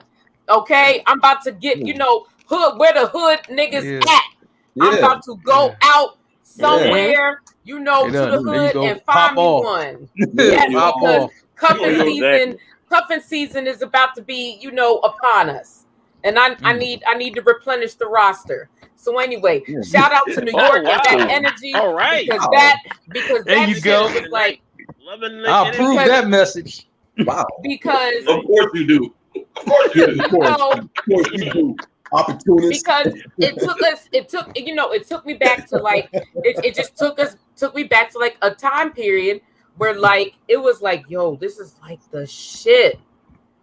Like, oh my God, it was just Shout out to thorough niggas across America. We need you. You are appreciated. So Tay-Son, what do you think, man? I know you wear khakis and slacks. What do you think, man? No, man, don't get it twisted, yo. I say this to anybody, yo. Don't never get it twisted. Look, my job, I ain't always used to be where I'm at. So just keep it buck. Look, I'm from Southwest, born and raised. I'm gonna do that, Tina. And look, and I always will say this. I'm gonna end it with this. Look. For our viewers, y'all could be anywhere in the world right now, but y'all watching and listening to us right now. So thank you to the viewers for all the support. Keep supporting us. Thank you always. Absolutely. Stacks, what you got, homie? Shout out to nostalgia, man. The verses. Yeah. It just brought back so much from a time where I think all of us are still out there ripping and running, clubbing and all that stuff, man. Like, I mean, it took you back to the do-rags with fitted, with the throwback jersey, with the matching Jordans, the Air Force Ones, the baggy jeans, the headbands, and all that shit. It just took us back. And it made us appreciate. I mean, Dipset flop, but I mean, we still got the memories from when they were on top. Shout out to the Locks, who is proven they're a sustainable rap machine. Shout out to those brothers. Shout out to you all. This is like Sean said, this is therapy, man. We still in the middle of a pandemic, which is getting back worse than what it was when it first started. If you don't got nobody you can turn to and just have times like these, hey, I feel bad for you, but if you don't, you can always tune into the guys because we're gonna have some stuff for you. We're gonna have you laughing, we're gonna have you rocking, we're gonna have you enjoying this music and just enjoying fellowship and things of that nature. So shout out to all of you. I give you all your flowers because I fucks with each and every one of y'all. The long way. Although you backstab sometimes. Absolutely. Mark, what you got for us, man? Mark the MVP, man. What you got for us, man? Yo, I'm trying to tell you this. I knew this was going to be a fun show because we were all talking last night on the thread. You know what I mean? Thanks, Stacks, for putting up the thread. You know what I'm saying? I think we about 400 comments on it. We had 400 comments on that joint. You know what I'm saying? And we're just talking about the battle, you know, as it was going on. But I think shout out to the cat. The nostalgia, I think, really meant something. You know what I'm saying? It meant something just seeing them, but I think really what got me is when the Locks pulled out the mixtape stuff, and then you kind of when they went to the mixtape, it immediately took me to where I was when I had the mixtape in the car, like, and where I was and where you know what I was doing that day or whatever, and just how Sean kind of pointed that out, like, look, I'm at Camp Lejeune and this is what happening, and you know, I remember when he posted the picture earlier, like, yo, this is when I was in Japan, and you know what I'm saying. So I'm kind of glad that, you know what I mean, the battle kind of took us back to those times, you know what I'm saying, where you could hear the stories from everybody and what they were doing, and you got to understand that's very important. You know, especially to me, because like everywhere I go, you know, and Sean and I were talking about this earlier. You know, I was like, we both been to all 50 states. You know what I mean, in the country, right? And me, I always find myself in the hood of every state I've been in. You know what I'm saying? You know, and it's just like because it's just like the realism is there, and you know what I mean, there's good people there, and they kind of do all the same things that we do. You know what I'm saying? It's just like, man, it might look different. LA might have some palm trees. And, you know what I mean? This city might have, you know what I mean, for this, or this city might just have dirt roads. But I'm just like, man, just kind of going back, and we're all connected, and the music definitely connects all of us. You know what I'm saying? So I'm going to say this. I know they have the tour coming up with Dipset, Locks, and State Property, and I hope Dipset just learns something from this verses, and that Jimmy, Jewels, and Cam, you know what I mean, can get together, whatever differences they have, you know what I'm saying, put that behind you, and then rock out. And then guess what? This ain't a versus now. You know what I mean? The Locks, you on tour with the Locks and State Property, you know what I mean? Those are your brothers on tour. Because when you're on tour or whatever for a long time, you know, God, you know what I mean, the camaraderie, you know what I mean, can happen. So hopefully they can lean on those guys and just like, yo, you know, with State Prop and Dipset, y'all were label mates at one time, and y'all been on each other's songs, and the Locks been on y'all songs, and y'all been on theirs. So hopefully they could build a nice camaraderie, and they can have a good tour, you know, in those 10 cities. And I'm gonna say like this: I know the tour is not coming to Philly or really even near Philly, but if it's coming anywhere near y'all, you know what I'm saying, and y'all, you know, and I'm like, man, it's just like, all right, I'm cool, you know, maybe I could check it out or whatever. You know, go check it out and then come back to the guys and just let us know how it was. You know what I'm saying? I'm gonna let y'all know and, yeah, you know, and I'm just like, man, I just wanted to be a good show from all of them. You know what I'm saying? So, you know, pray for them brothers, man. You know what I'm saying? That they do their thing next month, and then hopefully when it's over, we can get, because if that tour goes well, then maybe we can get some other stuff, you know what I mean, going on. So, you know, you want to see them do well, man. You know what I'm saying? So that's what I got. Shout to everybody who was on, you know what I mean, for, you know, with us tonight. Shout out to everybody in the comments, man. It was a great debate, like it always is, man. You know what I'm saying? Straight up. You know what I mean? Mr. Rosario, keep putting out that good music, man. You know what I'm saying? I got to listen to a couple, but I'm like, I need to get in my bag with you, man. You know what I'm saying? And see what you really got, man. But I'm hearing good vibes over there. You know what I'm saying? Tayson, thanks for jumping on, man. You know what I mean? Really appreciate that. Merv, no problem. You know what I mean? Shout to you, man. You know what I'm saying? I like, man, we'll see you, you know what I mean, for us soon again. Nick, you know what I mean? For a pleasure as always. You know what I mean? Thanks for jumping on. Stacks, you know what I mean? My man, 50 grand, y'all, you know what it is. You know what I mean? Sean, you know what I mean? For real, I like you know, that my fitted too, Stacks. you know, yeah, you know what I mean? For real, I do too, I like that man. fitted. You know what I mean? LA. Oh, Sean, you know what I mean? For real, you know, my family from New York. You know what I'm saying? I was like, man, you know what I'm saying? This is my family, man. You know what I'm saying? I was like, man, you know, like I said, I think he's related to one of the Brooklyn Johnsons. You know what I'm saying? Hey, you know, so man, shout out to everybody, man. I appreciate everything, man. That's it. Yo, man, again, shout out to Blackjack TV, Channel 199, Zingo TV. Shout out to Bobby. Shout out to the Blast Music Group, our partners out there. Shout out to Mile High Radio. Those guys support us very heavy. We're also streaming on Mile High Radio. Shout out to Facebook Live. Shout out to YouTube. Shout out to the Lullas. They got a show coming up this Sunday. So be looking out for those promos for those guys. Shout out to Tina P. Love those ladies. Shout out to Tina P. Shout out to Becca. Shout out to our guy Merv. Like everyone said, man, good show tonight. You know, we switched up the lineup a little bit for different reasons. But we still came together and formed like Voltron or formed like Wu-Tang and still cranked out a good show. The intention was not to go 3 hours, but it felt like it was less than 3 hours. And thank you all for rocking with us. We still got people right now still watching. We're still looking good out there. So we really appreciate that support. Thank you all for the comments tonight. Just want to echo a couple of things that everybody said. Like Mark said, man, you know, we talk like every day.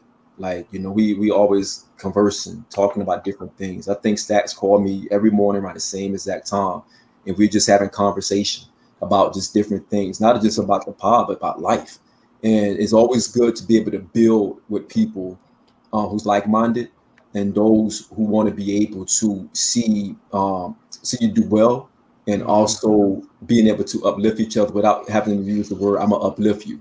That's very powerful. You know what I mean? And that's what we all do. We talk throughout the day about everything. I mean, there are times y'all were able to see some of the threads that we have between myself, you know, Mark, Tayson. You know, sometimes when he's talking about the Tuesday shows, even Tayson hit me up on some stuff. It's just the threads are so authentic, because although we get on camera and we be going each other head in these debates because we have strong opinions and we don't curb our opinion for no one, we still keep it brotherly. And in this case, when we bring her on board as well. But the respect is always there. Although Mark cursed me out the day and out that and boy, you better not come to the Philly. We got people on the roof waiting for you. I know I hope he doesn't mean that, but I don't think he means that. But I don't think there's no malice behind it. But listen, only me and my guys get to shoot at you. Nobody else. Yeah, absolutely nobody else. I can respect that. I can respect that. Right. I only thing I told Mark is I'm pushing down some steps, and that was it. But make sure it's a lot of steps. A little bit of steps, yeah. I mean, for real, you know, I'll still get up. A lot of steps. It's like, oh man, all right. That's a tumble. That's like, a tumble. Help this guy in the stairwell. You know what I'm saying? Right. I'm not saying my name. He's here. Bye. Back up. For real. Shout out to Stacks whack ass hat. Oh wow. Shout out to everybody out there rocking with us. So Nas in 2 days. Yes, thank you. I thought I forget something. King's Disease Part 2. 2 more days. Nick, I heard a very small snippet of a song. You got to go check it out. Just Google. It's a very small snippet. Go check it out. So I'm sure Jay-Z going to drop a whack ass verse on Friday. Wow. Something is going to happen. You knew he was going to do it. Something's going to happen. He knew that. Yes, actually, that was coming. He knew it was coming. Mark, I do agree with you. Beans is comparable to Jay. You know, Nas said it. Elmore said it. Mark said it. I said it. So it's right. All these motherfuckers is bugging. Let's just put that out there. It's golden. And Stacks, you better duck for cover on Friday, man, because in King's Disease 2 drop, based on what they're talking about already. I'm telling you, motherfucking money. Me, Sean, Mert, we about to get on your nerves. Alima, it's going to be a wrap. Yeah, you better. Queens is doing a lot right now, man. Queens is doing a lot right now. I hope the shit don't flop because you know I'm coming. Shout out to Nas. For real, man. Oh my goodness. The GOAT. But yo, thank you all for hopping out tonight. Thank you all for tuning in, for the comments, for all the love and the support. We got so much more coming. Tina girl. Please continue to rock with us. Bear with us. We're coming through. So again, you all, peace, have fun. Merv, be safe out there, brother. I will call you here shortly. Thank you so much. Shout out to Newports. It's this pod on the on Apple. Nas is sexy. Yes. Apple Podcast. Apple Podcast. Were you saying yes to Nas is sexy? No, I said yes to Stacks. Apple he is sexy. Android is going to be on there tomorrow. This episode. Yeah, on Apple. Yeah, thanks, Stacks. And we got other platforms coming as well. So we got a lot of stuff. Hold on. I want to just leave one other thing too. We're basically over 800 members now too in the group. We are in the group. Yep. Good 800 deal. members in the group. Yep. Good deal. 1,000 is the key. So And more. Let's do it. Shout out to Mark. Mark just passed out, so shout out to Mark as well. Yo, thank you all for hopping hopping out tonight. And God bless and good night. Good night. Good night.